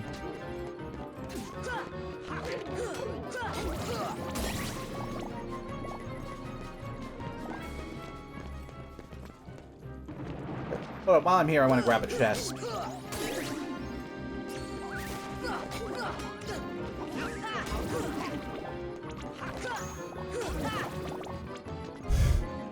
Oh yeah, fair. Those are some good examples too. I was just saying, like, Heroes in Crisis was one that I was like hearing about as like, okay, this is the new everyone is dogging on this for the rest of time one. That was like the weird therapy center mass murder one. That like handled mental health issues really, really, really badly and distastefully. Oh yeah, that makes sense. Yeah, I know there's probably worse comics out there always, like, just pick a Frank Miller comic.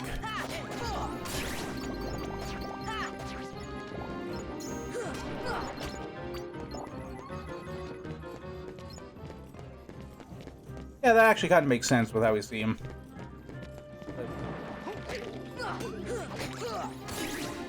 Yeah. Oh, I forgot how good Ripple Drive is now that we have it back. Like, I think we knocked that guy out of the level geometry. I think he's just stuck living there now.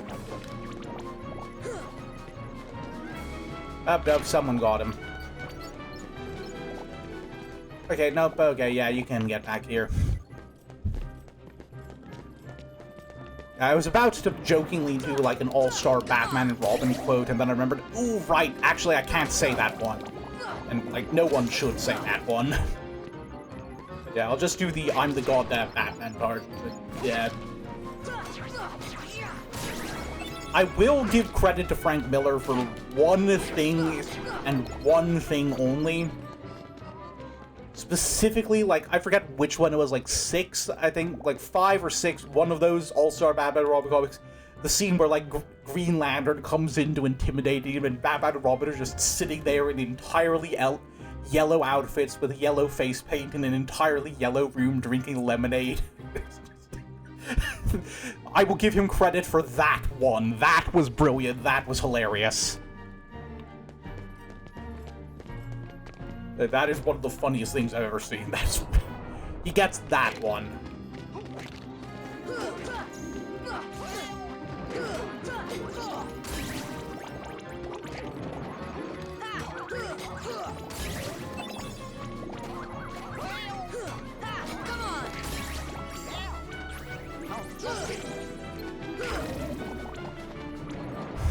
Oh yeah, like I assume, like, I feel like Holy Terror shouldn't even be like in the running just because it's like everyone's gonna pick that one for the worst thing Frank Miller's ever done. It's like everything else he did was just bad, gross, distasteful stuff with Batman or whatever, and then there's just the one that's just straight up racist propaganda.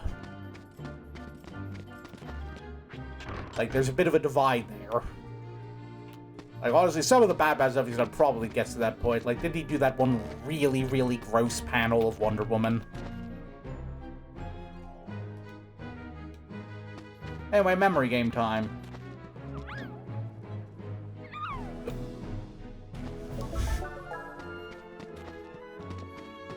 I thought I hit that one. There we go.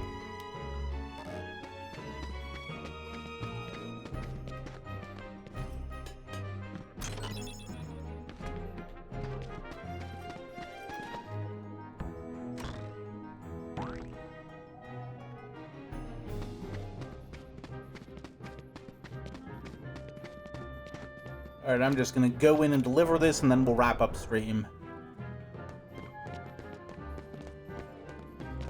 Actually, no. We might have to fight our way through town, so I'm just going to stop at the save point here. Yeah, I'm very glad DC's still have to adapt. Yeah, there's definitely...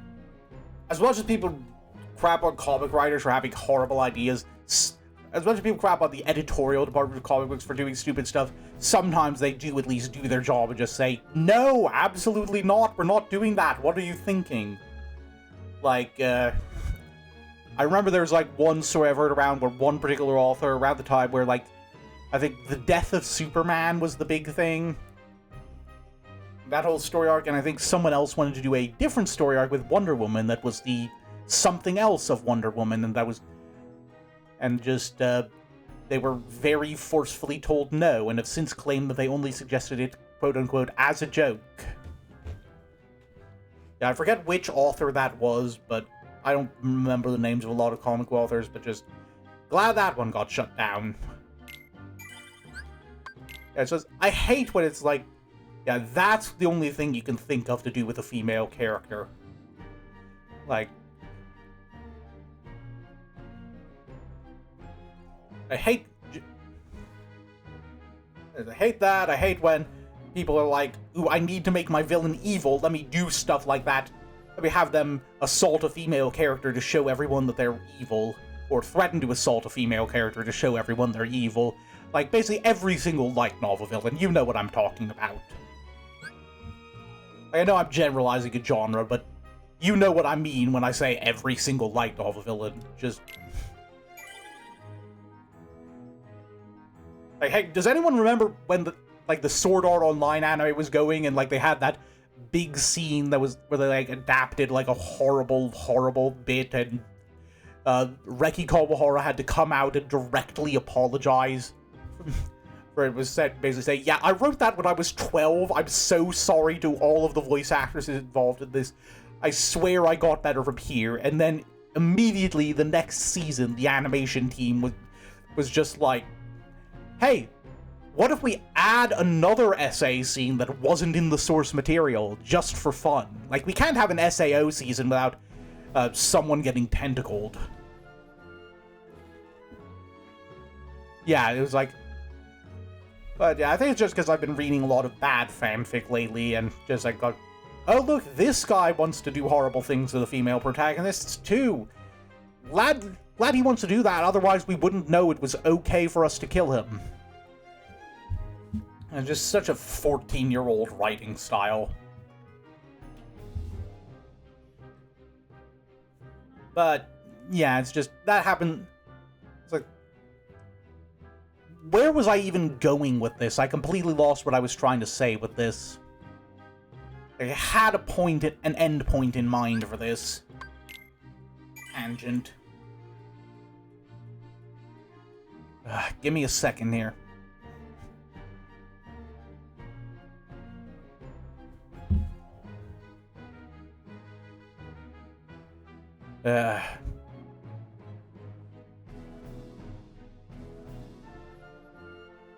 Sure, I had something.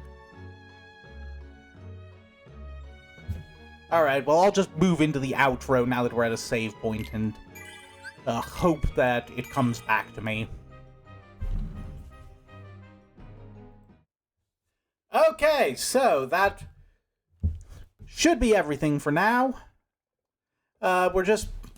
what was I doing? Yeah, just finishing up here, and I think that was a fun stream. Lots of talking and interaction, and we made some progress, and we even got to hang out with Winnie the Pooh, which is wonderful. And looks like everything's in order, and I didn't bork it entirely with the mod. Yeah, no, it's no problem. I'm trying to remember what my point was, even. Like, I swear I had a point with going down that whole tangent about the creepy, gross stuff the writers kept doing.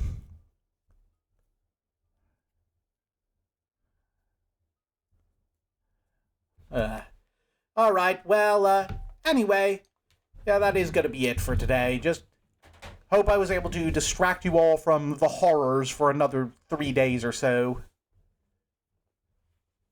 Or Until my next stream, at least. I don't know why I said 3 days specifically. That just kind of came out of nowhere.